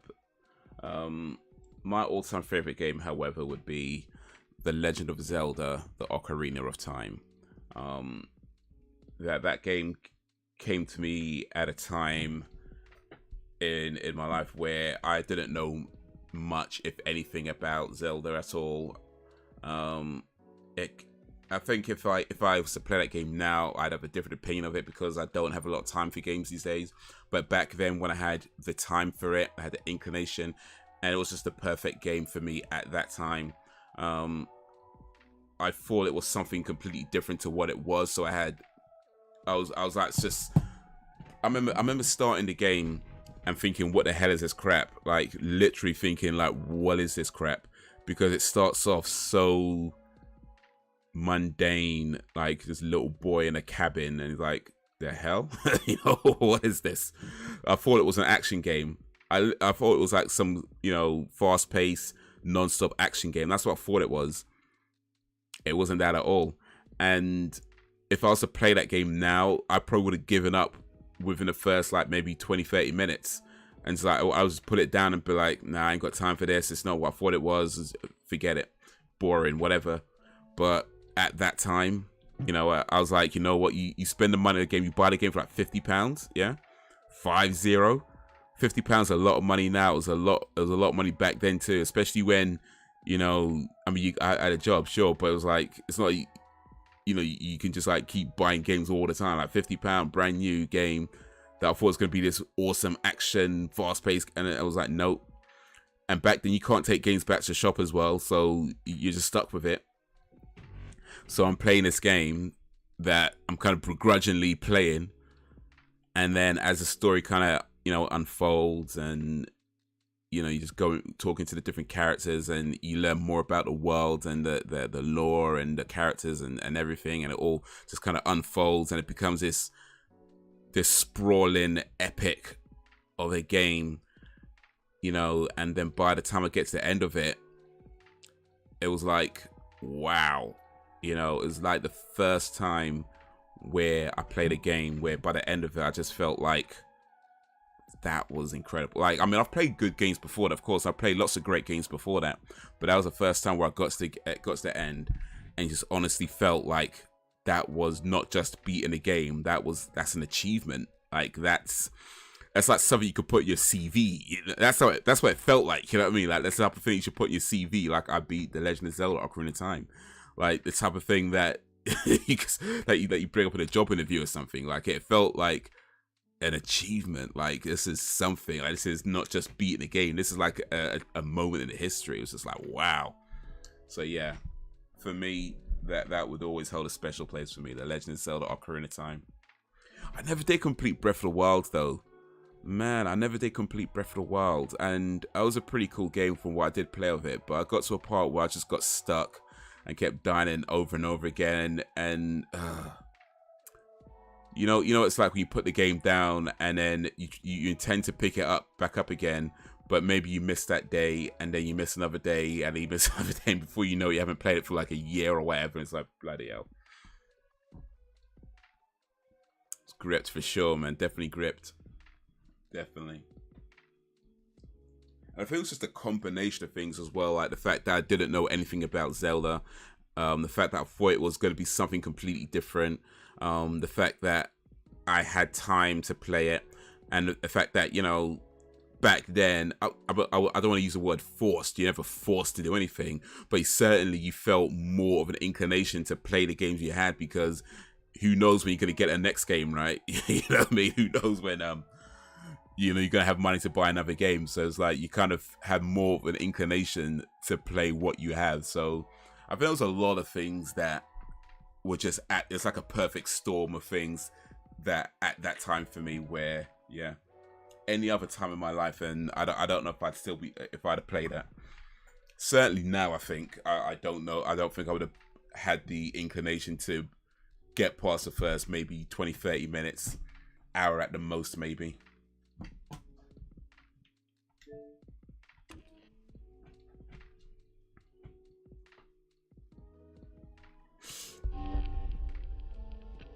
But yeah, Uncharted was superb, in my opinion. I think in recent years, not Uncharted. I mean, yeah, Uncharted was superb. So I meant to say Last of Us. Excuse me. Uncharted was great. Don't get me wrong. That's an amazing game too. 1, 2, 3, and I really liked 4 as well. But yeah, The Last of Us, in my opinion, in recent years, they're probably the most just impactful games I've played in the last. I mean, when did The Last of Us come out? 2013? But it's nearly 10 years, man. Nearly 10 years Last of Us came out. But yeah, definitely, in my opinion, the most impactful games I've played in that time. What's the most game I ever played? Final Fantasy 7. Another game I never completed. But yeah. Uncharted 2 was cool. I think Uncharted 2 was probably my favorite of the Uncharted, actually. With Uncharted 2, that was the one where they go to Saudi Arabia. Wait a minute. No, sorry, no, that was Uncharted 3. They go to Saudi Arabia. Uncharted 2 is when they go to the Himalayas. And they had a whole thing about, you know, Shambhala and that thing. So yeah, I think Uncharted 2 was probably my favorite one. But I really liked Uncharted 3, even though I think that one got a lot of flack. Like, I don't think many people liked it. I personally really liked Uncharted 3, and I thought that was a good way to round off those series of games, like between 1, 2, and 3, and how 3 kind of came full circle with the story. So I felt like Uncharted 3 was a really good game and a really cool way to round off that story. So when they announced it was going to be Uncharted 4, I was like, I don't think they need an Uncharted 4. Like, I really was like, I don't think it's needed. I mean, I played it, clearly, and I really liked it. It was a great game. And I think if they're going to make it a fourth game, that was the way to do it. Like, this whole thing with Sam and, you know, that stuff. But you could definitely tell, like, in my opinion at least, I feel like with Uncharted 4, you could definitely tell it was a different team or a different lead. Like, I think with Uncharted 1, 2, and 3, they were headed up by Amy Hennig, and then Uncharted 4 was headed up by what's his face, Neil Druckmann. His name's Neil Druckmann, not Dr. Druckmann. Sorry, I'm confusing his nickname. But yeah, it was headed up by Neil Druckmann, and yeah, Neil Druckmann, he did a really great game with Uncharted 4. But yeah, you can tell there is, at least for me, I feel like you can tell there is definitely a creative difference in the two in their approach. But the one thing I will say that disappointed me about Uncharted 4, it doesn't make the game any better or any worse, but with Uncharted 1, 2, and 3, they were pretty spot on with their historical references. Because like years ago when those games were coming out, like I did 3 videos. I don't know if they're even still on this channel, actually. I don't know where they are right now. But anyway, I did 3 YouTube videos where I was talking about Uncharted 1, Uncharted 2, Uncharted 3 on 3 different videos. And I was researching like the historical references that those games made. And they definitely do take some creative liberties, but they were pretty spot on with a lot of the references, to the point where they go off with the game and where they kind of make their own stuff up. It's believable that as a theory that could have happened. Whereas with Uncharted 4, I felt like when I was looking into that game, it seemed to me like they didn't go as deep with the historical references. Like the whole thing about the pirates, you know, that happened, but it felt like the dates were kind of messed up or purposefully, you know, the dates of when the pirates that they talk about, whose names I forget right now, but there's like three or four main pirates that they talk about, and when you look at the timing of when those pirates are around, it's super unlikely that they all formed this secret place. Yo, what up, Brax? Because like one of them would have been like a baby at that time. You know what I mean? So I felt like that was the one thing where I wish they would have went a bit deeper with their historical references and created a story that matched up more closely with what happened, or at least what was known that happened. But yeah, I mean, I'm effectively nitpicking because, like I said, the game was amazing, and we talk about pirates. It's not that big, you know what I mean? It's in the end, it doesn't make any kind of tangible difference to the game outside of it would have been cool if they were more accurate with certain things. But yeah, that's my one gripe. My one gripe with Uncharted 4. Other than that, yeah, amazing game.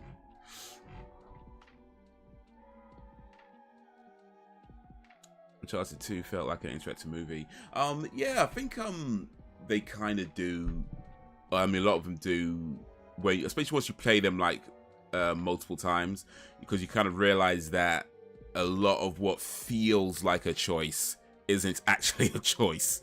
You know what I mean? Like, I think with the first three games, especially, like they're created in a way where when you're playing them for the first time, maybe the first couple of times, you really feel like you're in control of this cool action, you know, everything. And then you play it maybe third or fourth time, whatever, and it's kind of like, yeah, I'm not actually making all these choices.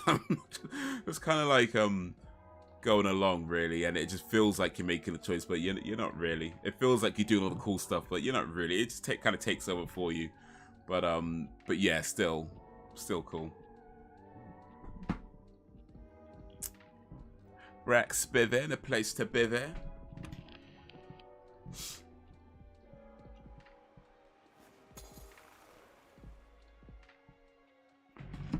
Packers versus Giants at Tottenham.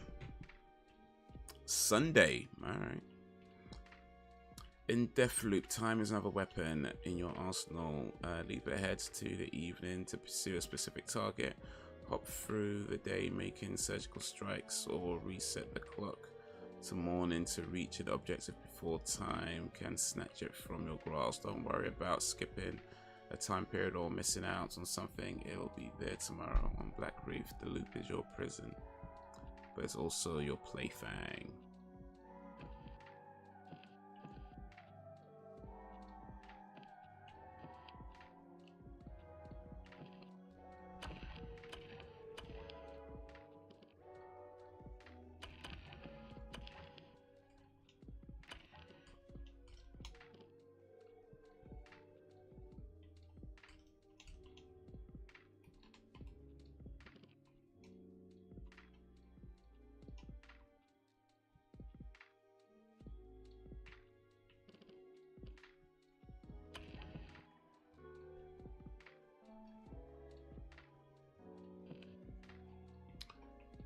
Okay, so I guess this is supposed to let me know when I'm supposed to do it. This is so confusing though.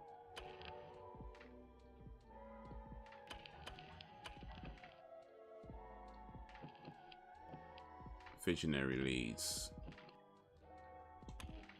Alright, so it's morning now. I can skip ahead, but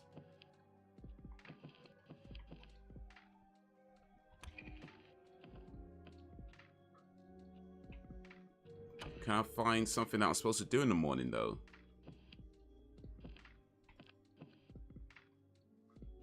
Okay, this is the morning one, right? Break into Frank's.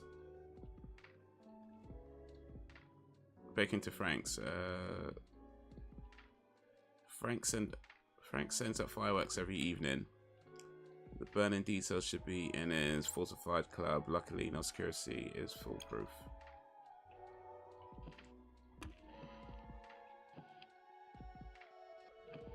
So if I go here,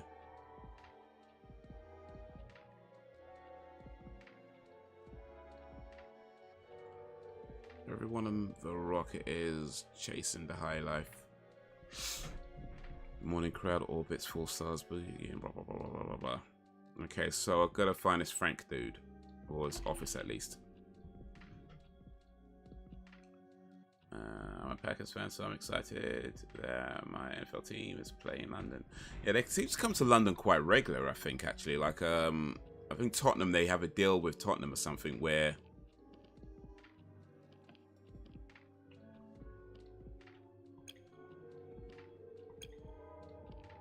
they use a stadium like every so often. But yeah, they do come, or at least seemingly, they seem to come fairly regular. I know, like, I've done quite a few cab trips where, you know, guys have come over from America and they've got in a cab to, like, the Tottenham stadium to watch a game. So yeah, it seems to be, I don't know how often it is, but it seems to be fairly regular from what I can tell.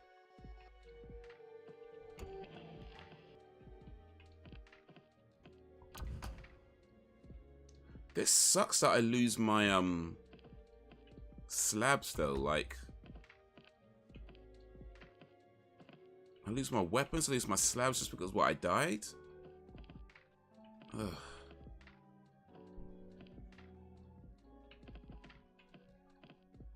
I don't even mind losing the weapons so much, but use my trinkets. There are trinkets as well.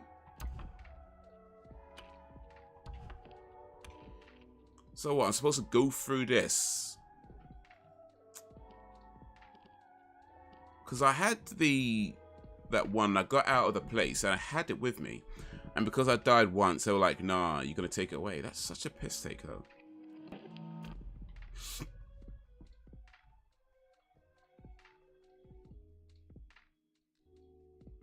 I'll try and watch it. Watch my state's team play over there in the UK 2 weeks ago. Louisiana. And I'm talking about those fans so Packers to play at my favorite soccer team stadium. Nice. So you're going to kill your friend. How does that feel? What can I say that will make you shut up? When I was coming to work today, No. it was cool to see so many Packers fans walking around London with Packers jerseys on.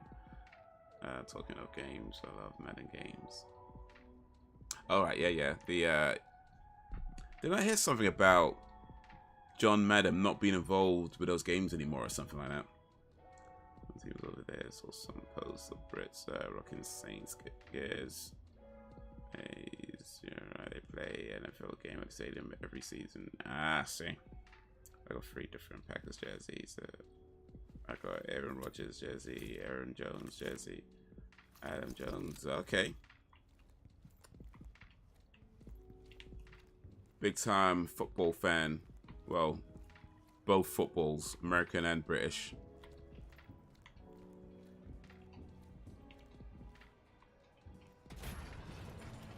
Okay, so I got my arrow thingy back. Like I said, lets me know where to go.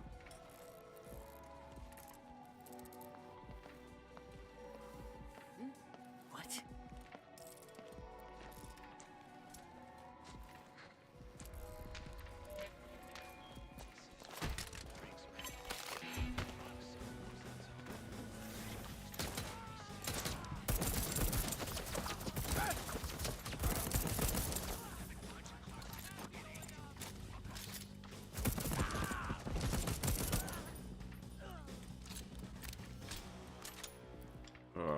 That was a shaky start. Did not want to be doing that.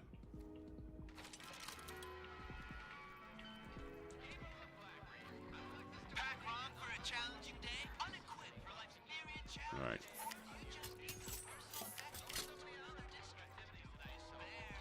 Get some health.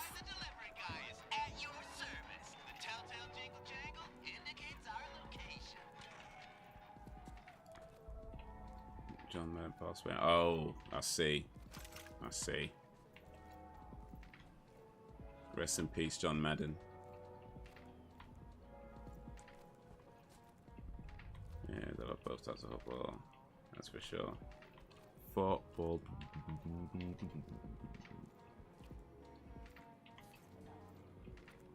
Alright, so you love both types of football. Here's a question. When it comes to movies, yeah?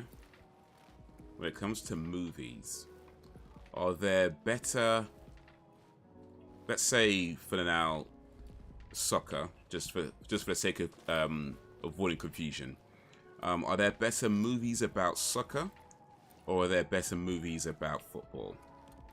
So when I say football, for now, just for the time being, I'm going to mean what we normally call American football, and soccer as in what we call football.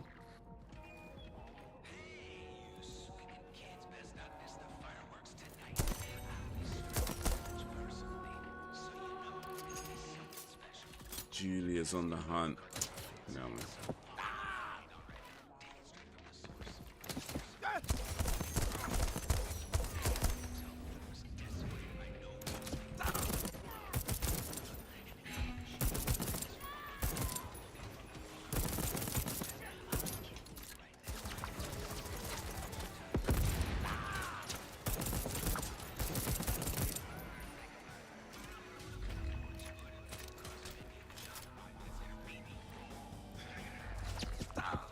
Oh, no. Got me in the back.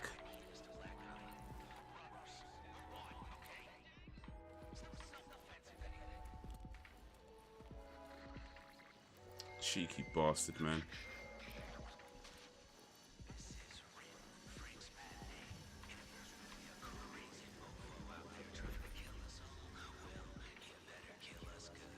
I don't even know what they gave, what I got from Julia. Well, I guess I'm not going to keep it though, so that sucks. I think there are better movies about American football, okay. Oh wait, the well-known college teams in my state is the LSU Tigers and the NWS Demons. Is that Northwest South?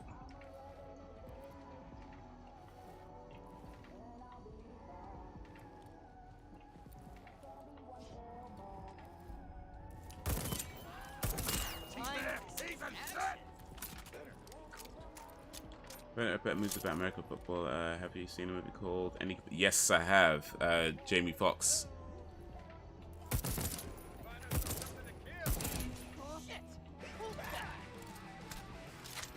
Jamie Foxx, Al Pacino.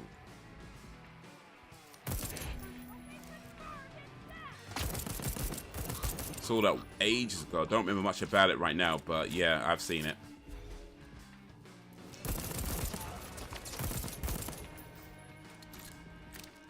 You'll see him on TV any given Sunday, winning Super Bowl and drive up in a Hyundai. I actually drive a Hyundai right now. Or Hyundai. We say Hyundai. I guess my American friends say Hyundai.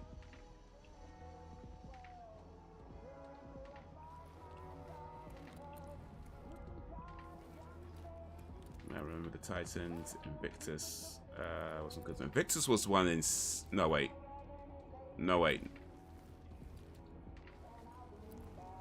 The South African one. That was a rugby team. No, yeah. That was called Invictus. No, what was that called? The one with Matt Damon when he plays a South African, and it's got a what's his face?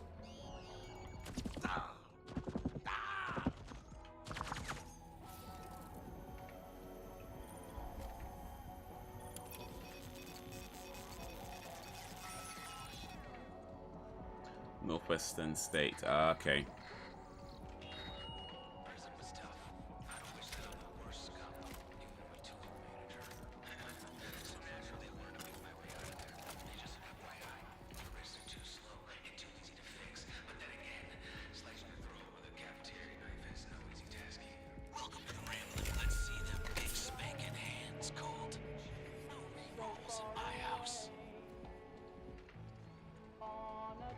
Was notified to wear as slabs.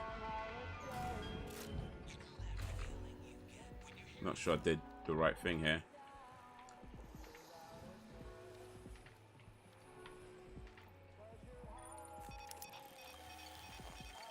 If you can seize it, you can hack it.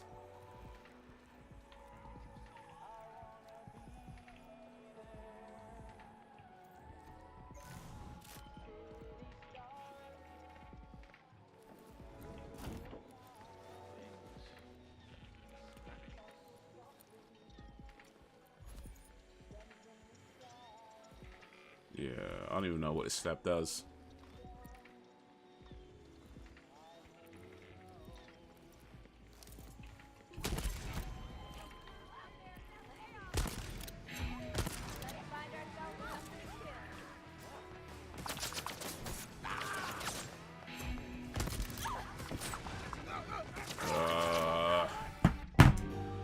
I should probably try a more stealthy approach. I don't want to do stealth. Stealth is long. Ugh, stealth sucks. Morgan Freeman, that's what I was trying to think of, yes. Wanted to see that movie. Was that Invictus, the one with Matt Damon and Morgan Freeman? Because if it is, then I've seen it. But, yeah, again, a while back. Yeah, I was just looking it up now.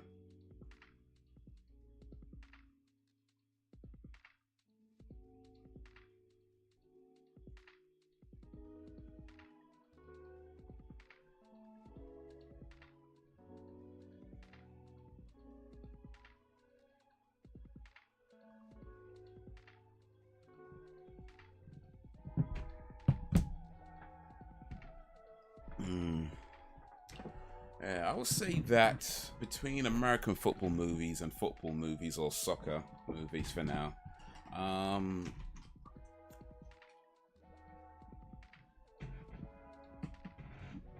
think on average I've probably seen more good American football movies. A few that could come to mind right now, like Any Given Sunday, and then I think it was Mean Machines from way back in the day, Gridiron Gang with The Rock. So yeah, it's definitely been a few good ones I can think of right now. But I'd say there's one, well, not even just one, but in particular one right now when it comes to soccer movies that stands out as being absolutely brilliant, and that was Shaolin Soccer. If you've not seen that, that's Stephen Chow. I think it's written, directed, and starring Stephen Chow, and that is awesome. It's a comedy martial arts movie, but yeah, great film, awesome film. If you've not seen it, 100% recommend seeing it.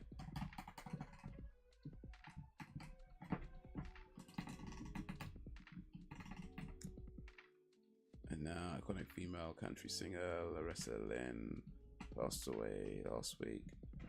Like some of the music. I did see it on Twitter, yeah. Rest in peace, Loretta Lynn.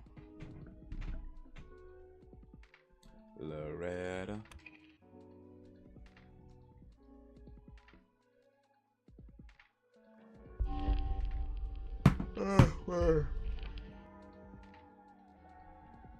Oh. I don't like that it takes away my slabs after I've earned them. I don't like that you're kind of heavily encouraged to go stealth when I really don't want to go stealth. So yeah, maybe a few things about this game that a little bit for me, but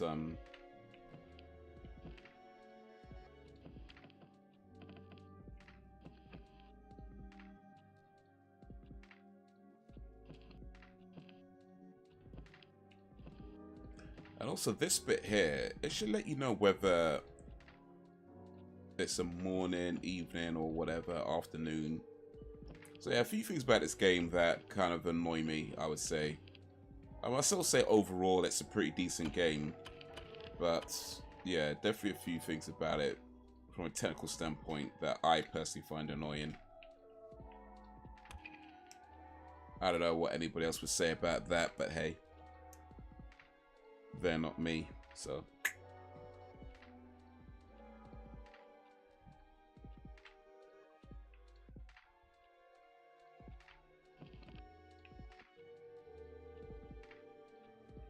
Come on. Quit the game from here, can ya?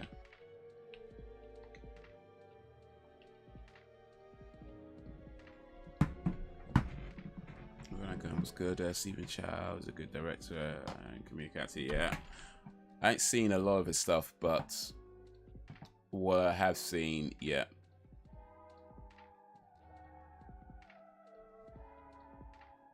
I do like.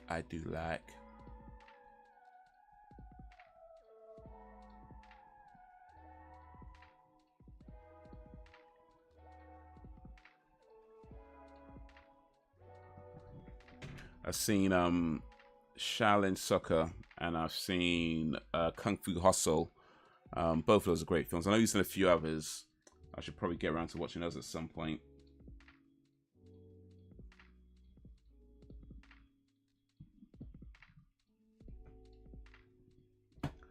Alright, so you know what? Before one gets into the... I'm going to play another game before... Actually, what's the time? 11... 2 minutes past 11. Yeah, before I play another game, I want to play another game real quick before I end. But before I do that, I want to show you guys something because this just come up in my what do you call it? My notifications, and it looks like it could be an interesting video to watch together. It's by a content creator called It's Tay-Tay. It's Tay-Tay Baby. And the video is called Leave Your Man for an $800 Tip. So, yeah, let's watch this together. See what we think of it. And then I'll put in another game and then we'll see how it goes. So, point of view. You are 7 fine-ass hood ninjas. And they offer to tip $800 if you leave with them and they hellcap, but you loyal as F to a hard-working 9-to-5 man. Okay, so from someone who has bartended for a really long time, I have always been in a relationship, so when I'm talking about this, this was before. I'm not in a relationship anymore. But during those times, you guys, you will get hit up by a lot of celebrities. But if you're a person who's easily influenced and doesn't have a brain, that's on you. The type of person that I am is I'm in a relationship with this person because I care about them. I'm devoted to them. Nothing will make me not want you or look at somebody else unless you mess that up and we're done. That's how I roll. I'm loyalty all the way. I don't do that. Ooh, if Chris Brown came around, what the hell's wrong with y'all? On top of that, they be doing this to every other girl. That $800 is nothing to them. And you know what makes me laugh? Women are territorial of their men, and I know this. Yet you want a man who does this to every girl and probably sticks his fun dip in every bitch's mouth. But let's really talk about it. And women, don't talk about men being dogs if you're getting excited over a freaking tip when you got a man at home. And y'all finna leave your man that you've been with for a while for a celebrity who will replace you in a heartbeat? I'm so dumb that I was thinking that they could when they really can't. So what y'all think of that? Yeah, my favorite song from her is Coal Miner's Daughter. She had 2 homes. One of them is a plantation called Hurricane Mills. They said it's also haunted. Ooh, well, that ain't nice.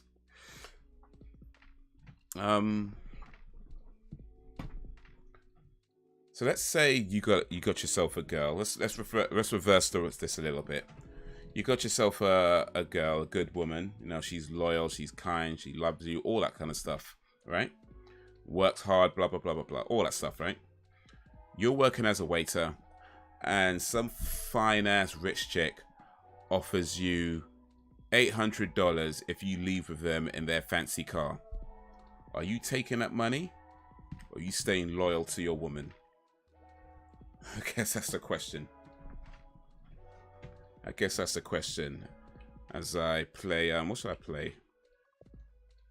I want to play Fortnite. That game long. Without that one.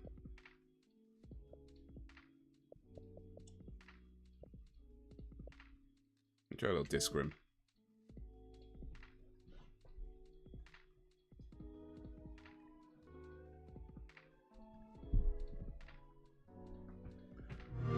Ninjas of today. Ooh, damn.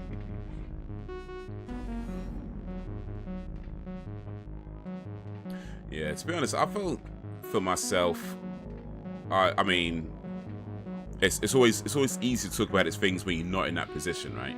Let's be clear on that. Ain't nobody ever offered me $800 or £800 to leave with them in their fancy car. That's never happened, and I doubt it's going to happen anytime soon, or if ever at all. But if it did happen, I'd like to think that I'd be the type of person who would not, you know, go off with somebody that you just met like that. Especially, you know, if you're with somebody, then, you know, I wouldn't want to do that. Not for 800 anyway. Like maybe maybe 8,000. Like I think 8,000 if we can talk. 800 is a bit too low. It's too low. 8,000. It might depend. Like how much do I like this girl back home? You know what I mean? How much do I like her?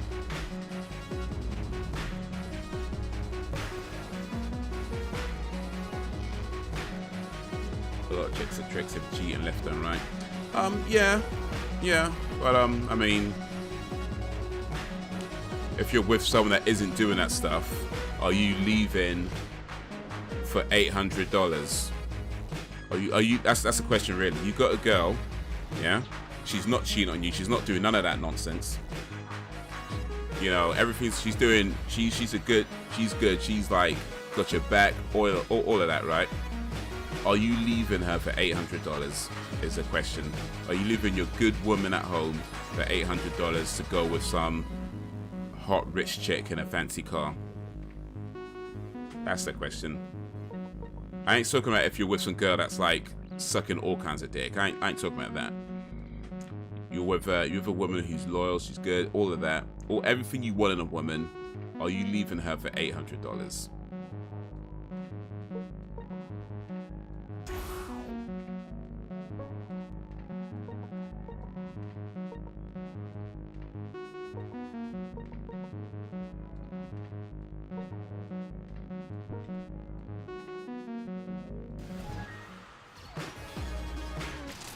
That did not go so well.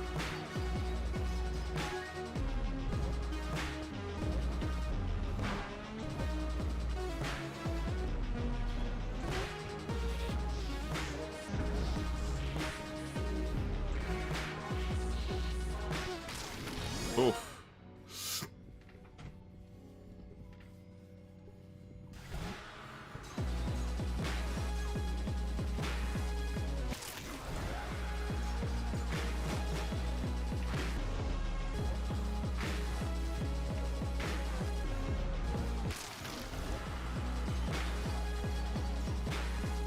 But yeah, I think like what the lady said though was pretty spot on about people who use their money like that. More often than not, are, you know, they're if they're offering you $800 whatever, then they're most likely offering that to just about every other person or, you know, girl, whatever, you know. To them, you're an option. You know what I mean? Like they're treating you like they're, to them it's like you're more like something you pick out of a catalog. But so if you've got something real, then no amount of money should take you away from that. I mean, don't get me wrong, I understand the joke that that lady was making. Like, damn it! But in reality, it's like, yeah, you gotta, if somebody's loyal to you, ooh, that, then yeah, you gotta try and honor that as best you can. Like, if they're messing around, then like leave it, don't walk away, whatever. But if we ain't talking about it, we're talking about somebody who's loyal, somebody who's doing right.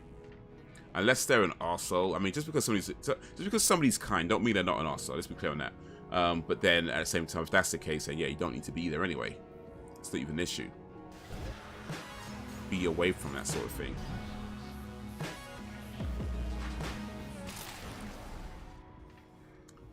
The guys at the prize, they have the bag and supposed to, it would be a royal reverse relationship with a chick who has the bag. She'd already have no respect for the guy. I mean, that's kind of like the point she was making. Like, if a guy is offering a woman that money like that, they're not most likely not coming from a place of respect. So that's kind of that point that was it Tay or that girl? Yeah, that if somebody's offering money like that, they're probably doing it to everybody else.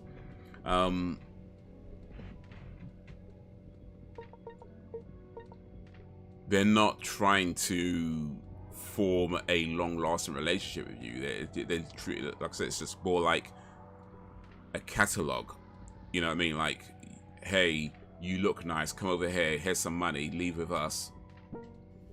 Whereas ideally, I mean, again, putting the joke bit aside, she should be looking at it like, you know what, thanks for the offer, but no thank you. That's not what I'm about. I got me a good one.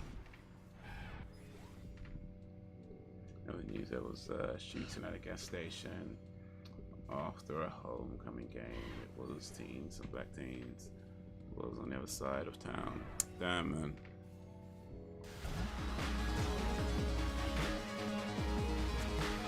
What's up with that, dude? Too many people getting shot out there.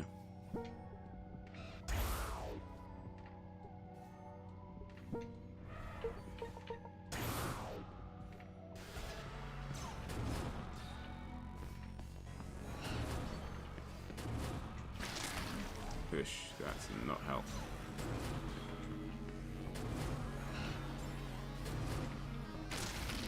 Eesh.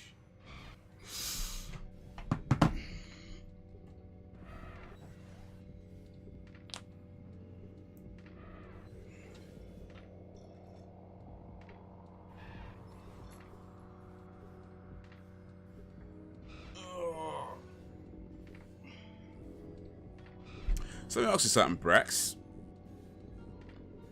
You kind of brought this up, so let me ask you this. And, you know, if you don't want to answer, I get it, it's fine, it's not a problem. But, if there was a woman that you liked, right? And she liked you. And she's everything you want in a woman. Or almost everything you want in a woman. Let's say it there. Almost everything that you want in a woman. And you're everything she wants in a man. But she earns significantly more money than you. Is that a problem? Are you still like, you know what? I like her. She's got good values. She's cool. She's nice. We get along. I'm down. Or would be the fact that she makes more money than you be like, nah, that's a deal breaker. Like, how do you look at that?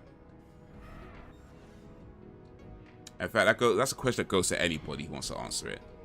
Anybody who wants to answer that. Like, is a woman earning significantly more money than you a deal breaker?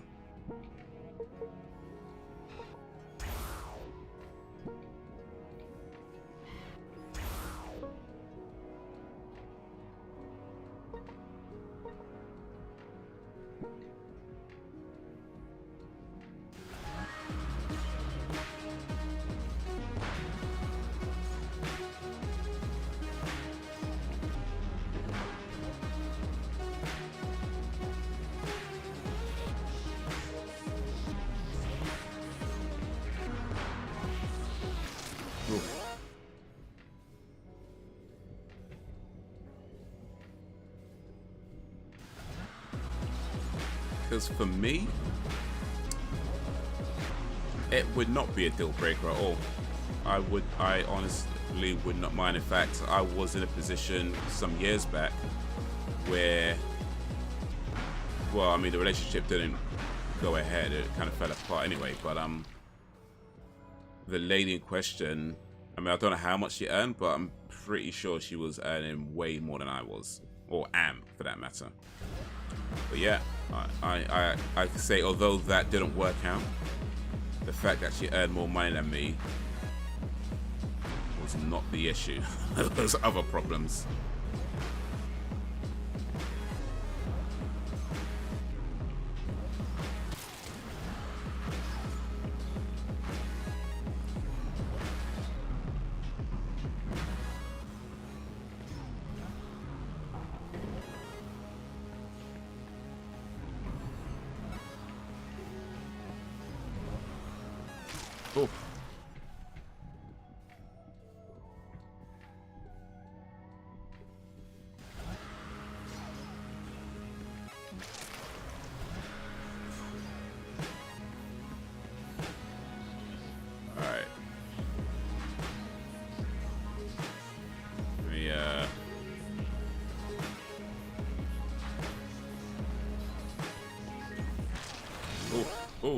fast time.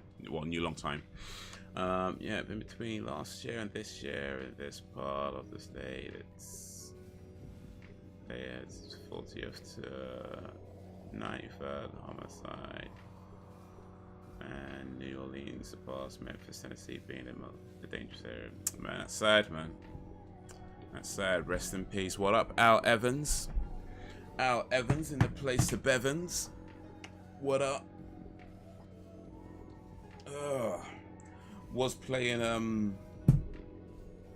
what was I playing again? Deathloop. Switched over to this crappy game for now. Nah, this game's not crap. It's pretty cool actually. I actually do like this game. But yeah, as all games are these days, they just get too hard for me at some point. I need a game that just doesn't, that I can just play. I don't want a game that's easy. I want a game that's challenging, but you know, a challenge that I can do. You know what I mean? That's what I need.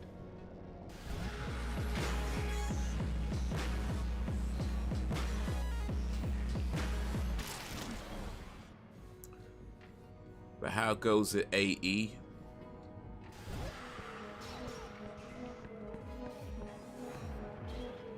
Just asking the question to the group.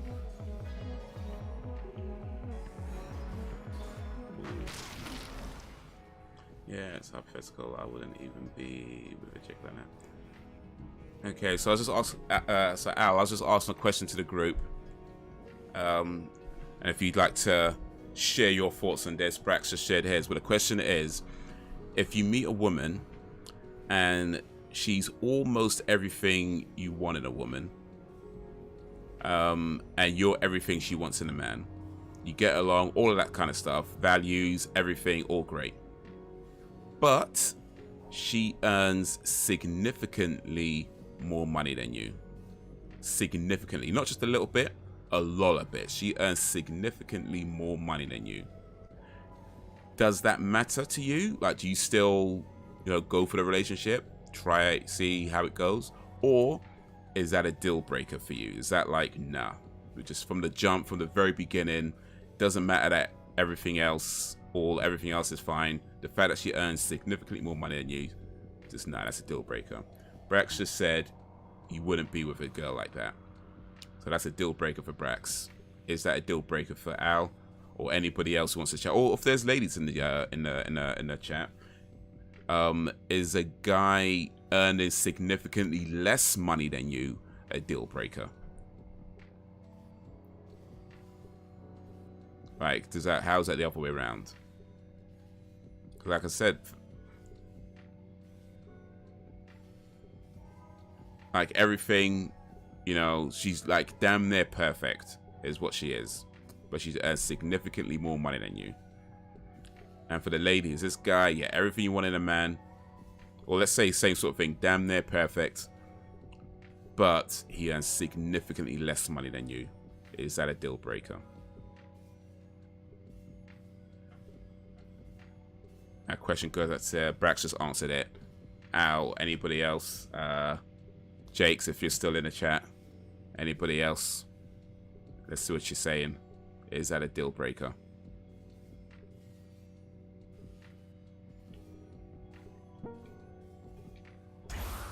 And also why, you know?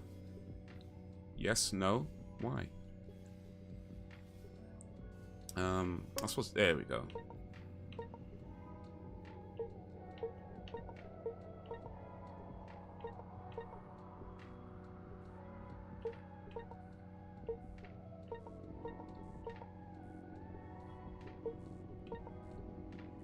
Do they add new rooms to this game?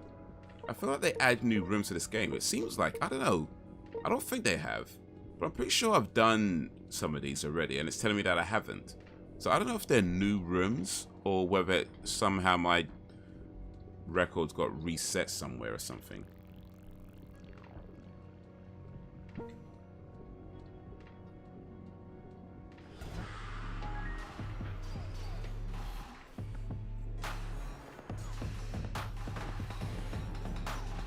I have to try and stay in this middle circle as much as possible.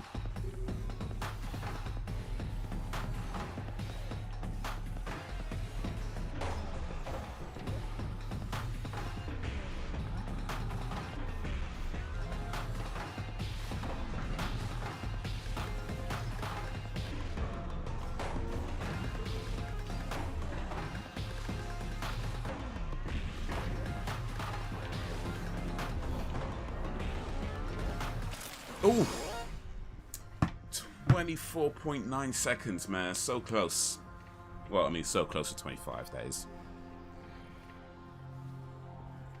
State Fair Louisiana is coming up on the 27th this month through November 13th. What's the State Fair? I don't think we have that over here. What is a State Fair? I mean, is that like a carnival? Like, is that like a street party or?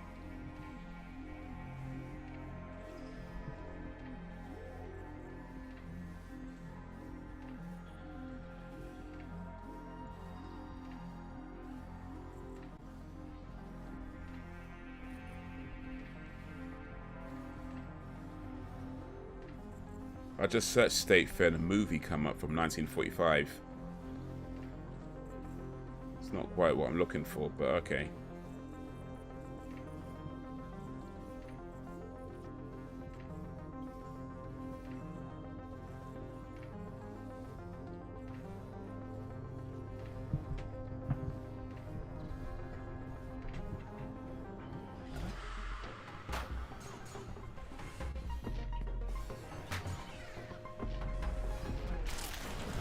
Wish.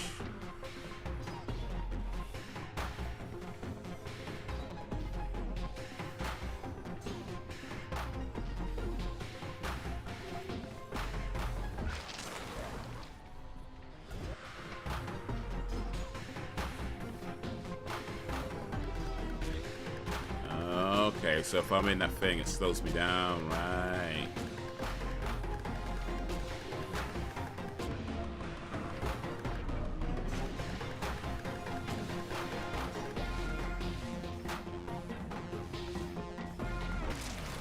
Oof.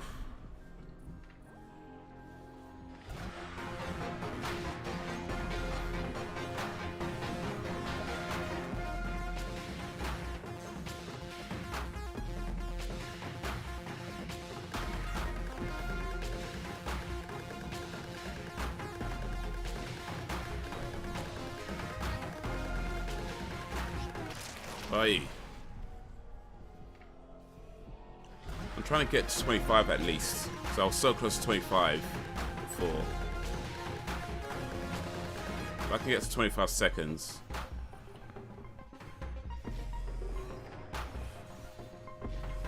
Let me not look at the time. That's the worst thing to do.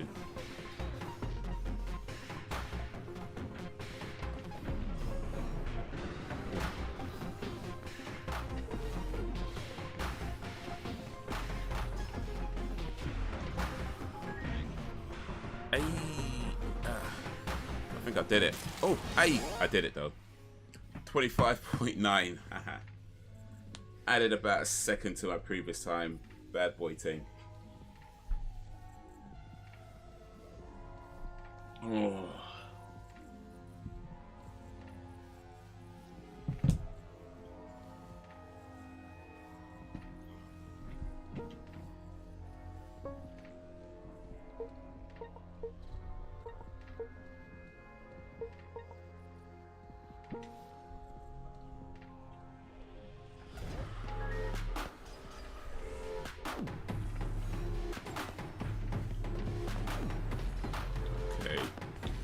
Still about the middle circle.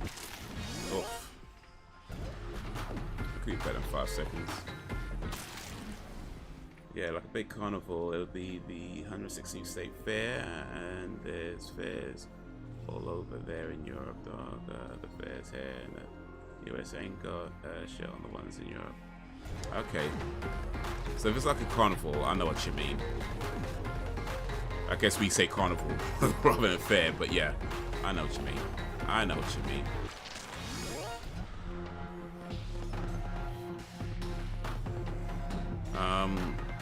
But yeah, I mean, we've got the Notting Hill Carnival in London, which is a pretty big one. I think it's the biggest in Europe, actually, I believe, or one of the biggest in Europe.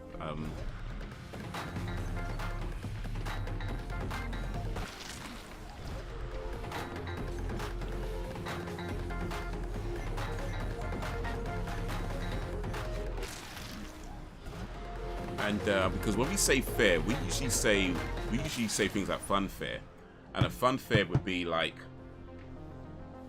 I guess kind of like a carnival, but a lot smaller, where, you know, they'll hire out a park and they'll bring like these sort of rides and, you know, these sort of, not like massive big rides like what you get in sort of big theme parks, but it'd be more like the smaller rides where, you know, you go on a go-kart or whatever and that sort of thing. Or you might have, I don't know, like a test of strength thing or a circus and that sort of stuff. We call that fun fair.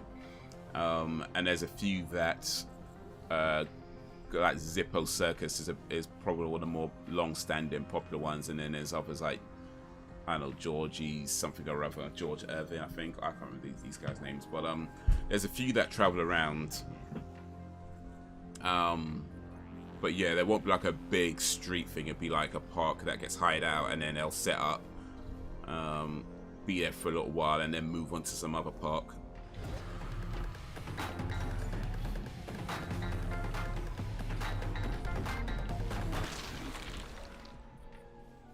Those over there in UK too, Germany, Austria, France, Finland, etc. They look less like the main thing over here is amusement parks.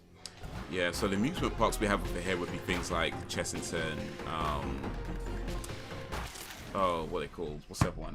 Fort Park, another big one. Alton Towers. So there's a few of those, the bigger ones where they have, and those are the ones where they have like the really kind of big rides where, you know, they do some mad twist in the air, throw you around, swing you like up and, you know what I mean? They're mad ones like that. Like those big rides, those being like the main theme parks. So like, I don't know, like I think you guys got like Universal theme, like was it Universal Orlando or something? I think that's what it's called.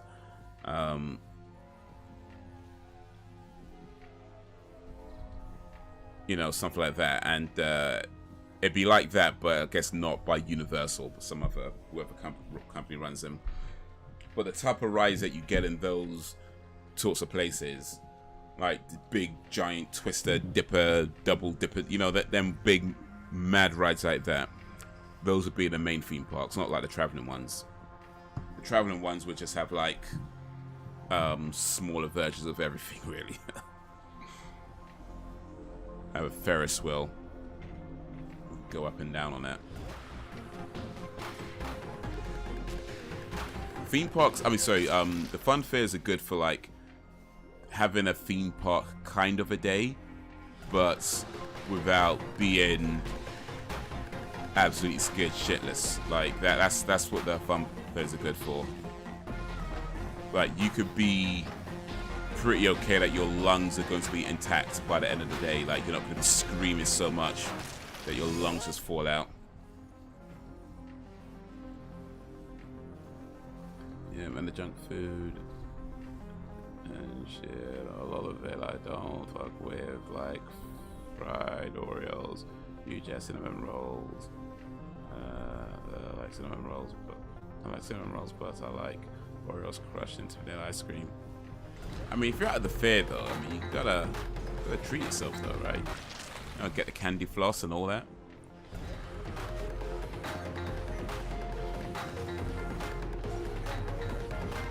It's like, how often does a fair come to town? Once in a while, gotta treat yourself, innit? Oh, flipping hell, man. You know what? Screw this game. I'm actually trying another run for now.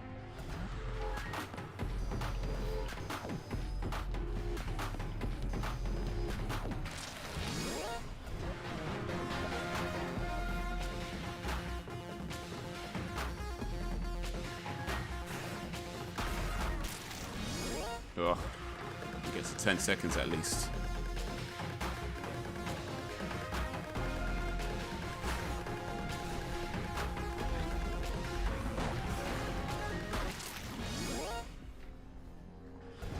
Right. So close, man, so close.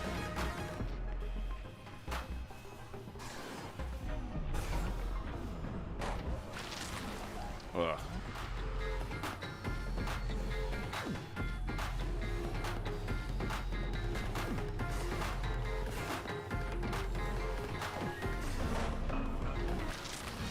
Oh, so close, man. was like half a second off that 10.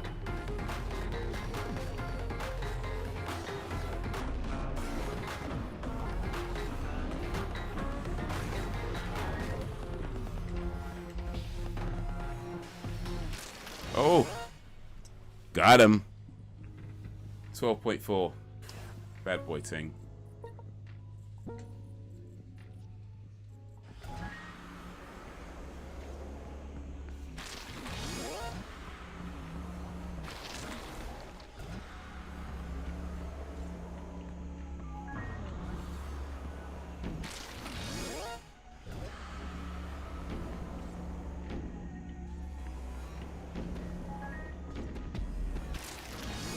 Eesh.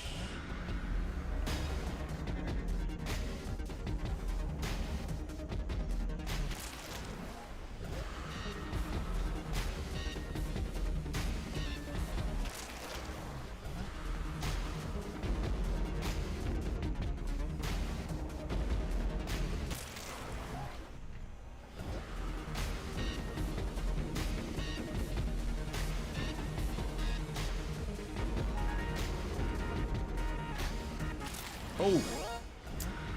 Oh man, try and get 10 at least.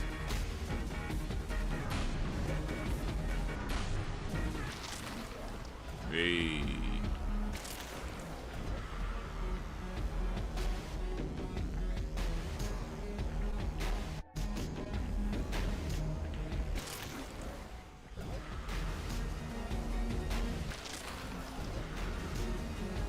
But this thing just following you around, it's like...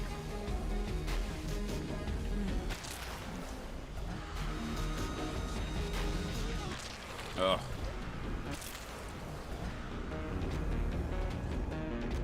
Gotta be careful where you walk. Oh. 'Cause you don't know where them things is gonna pop up.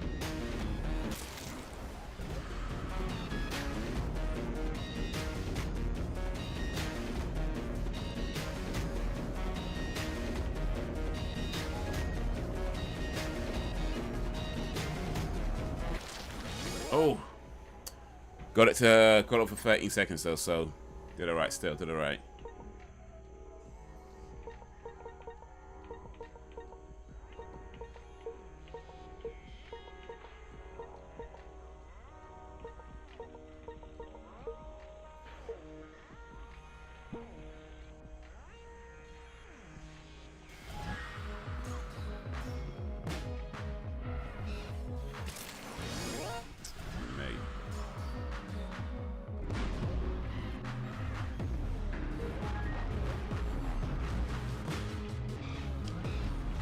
So yes, like I was saying, to the question that I was asking, yeah, it's not a problem with me if alright, cool. I can see if I was over there in the UK, the bits would be like, I saw tickets to the biggest fun fair in the UK. Come on, Brax. My G, let's go tomorrow. Yeah, pretty much we'll say it just like that, actually. Just like that. Come on, my G.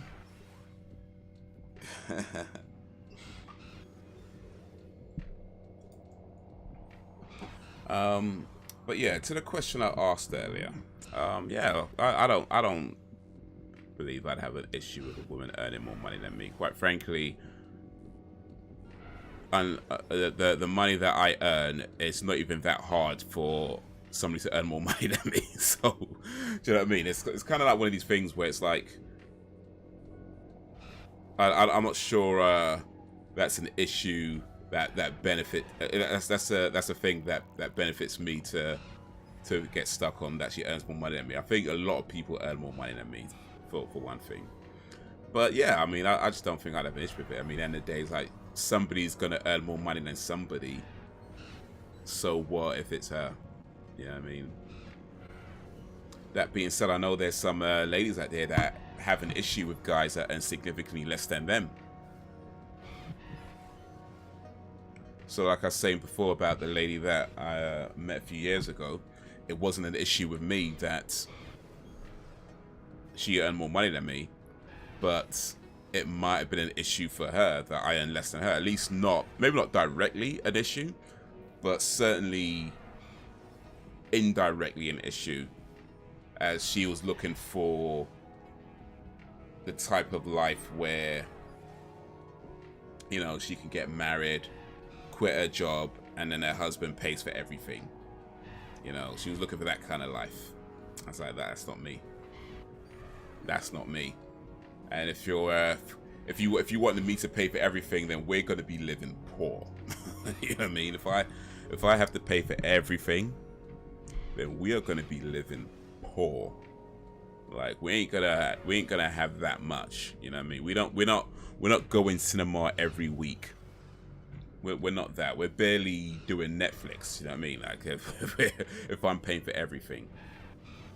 You know, we're not going out to eat, you know, every weekend. Nah, we're Tesco's value. That's where we are. If I'm paying for everything, if I have to take care of myself and you, we are going to be living poor. So yeah, it's not a problem with me, but I think it is a problem with some people.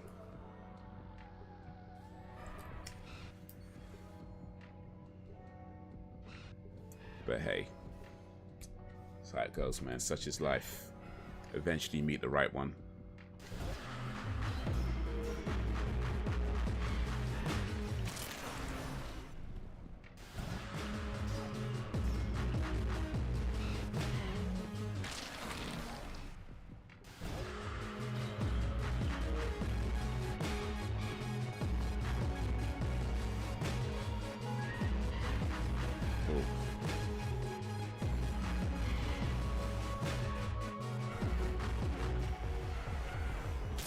Ooh. Made it to 16, man. Made it to 16.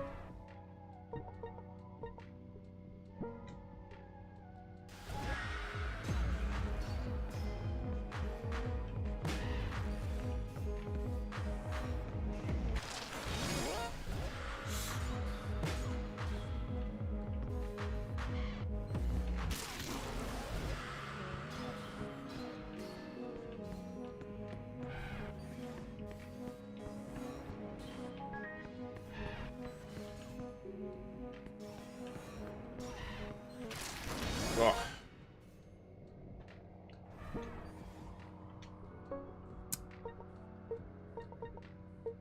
Alright. Still got a couple of rooms that I haven't been in yet.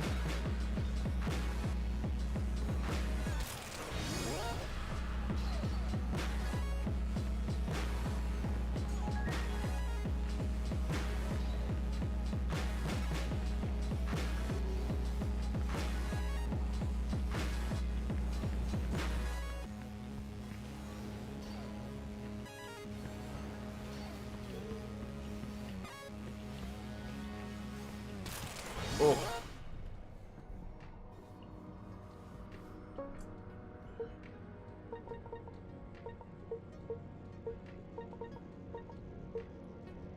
Alright.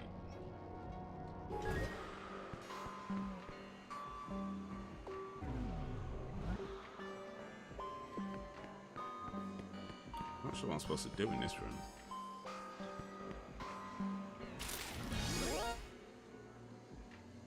Seconds, really. Jumbo turkey leg, 5 gator on stick, fried chicken on a stick, and dyed popcorn. I like, and I love the calzone pizza shaped like a circle, like a muffaletta sandwich. I don't know what a muffaletta sandwich is. Okay, look that up real quick.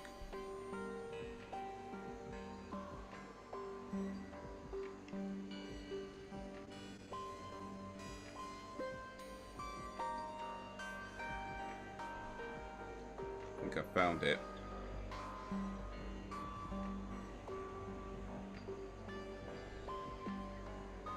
Is that it?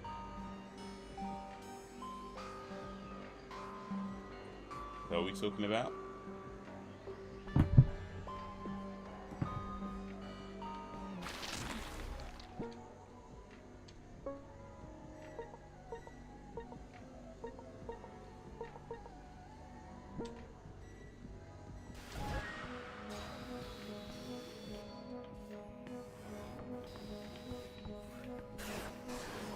sandwich with oh,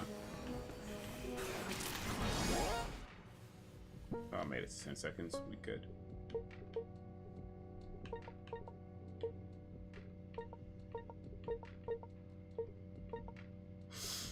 Okay, I think I'm done with this game actually.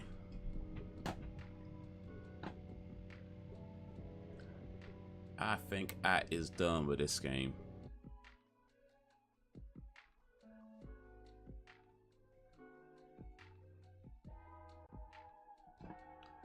All right. And yeah, it is about 11:45. So start winding down this live stream. Maybe just chat for a little bit before we end. Let me just water my plants. This is Brenda. That's how Brenda's doing. Give Brenda a little bit of water. Brenda is the see, there's the California poppy. This one's gotten quite tall.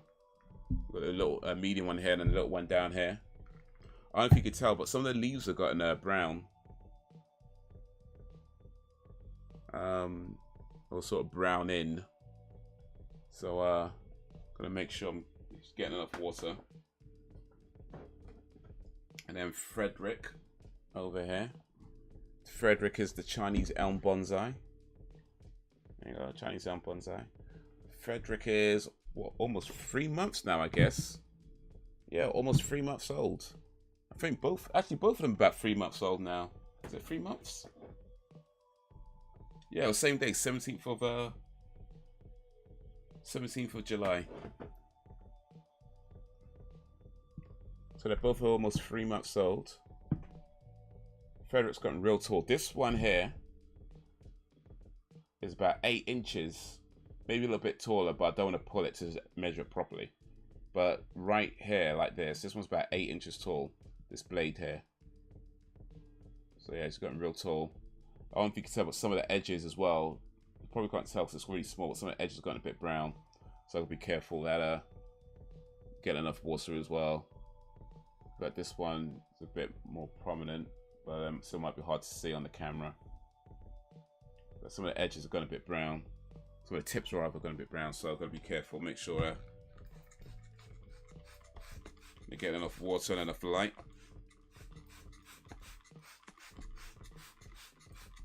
You gotta be careful with the water though, because it's like flies use just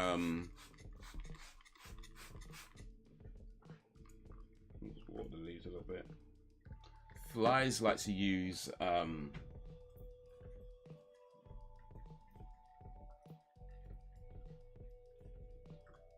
moist soil to lay eggs, and when they lay their eggs, that could ruin the plants. So the plants need moist soil, right?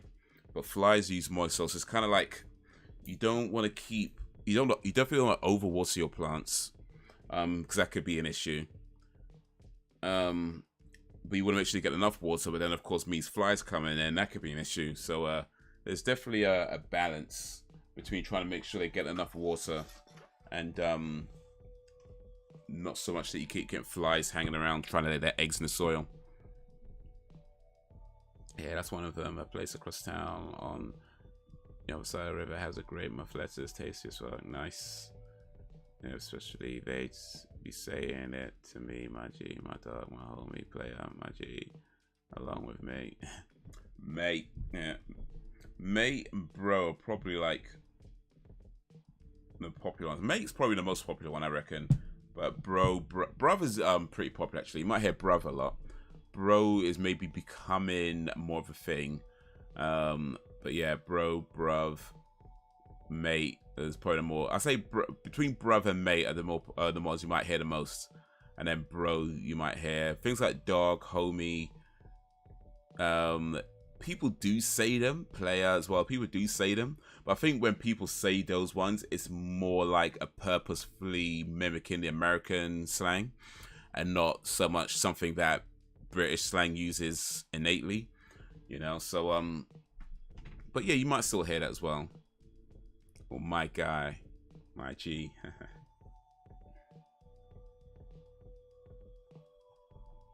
Ooh.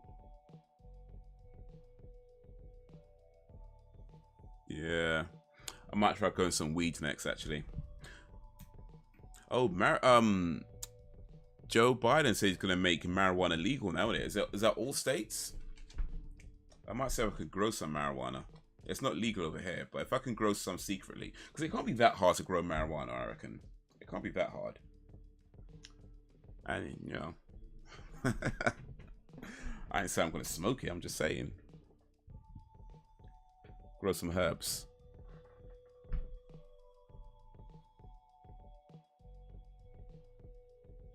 I might have to look into that. How to grow marijuana plants.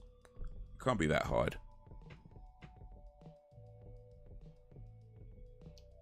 Little side hustle. Akid.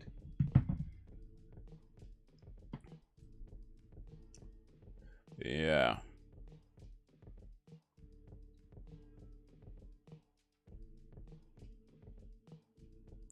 Bloodroots is leaving soon. Damn, man.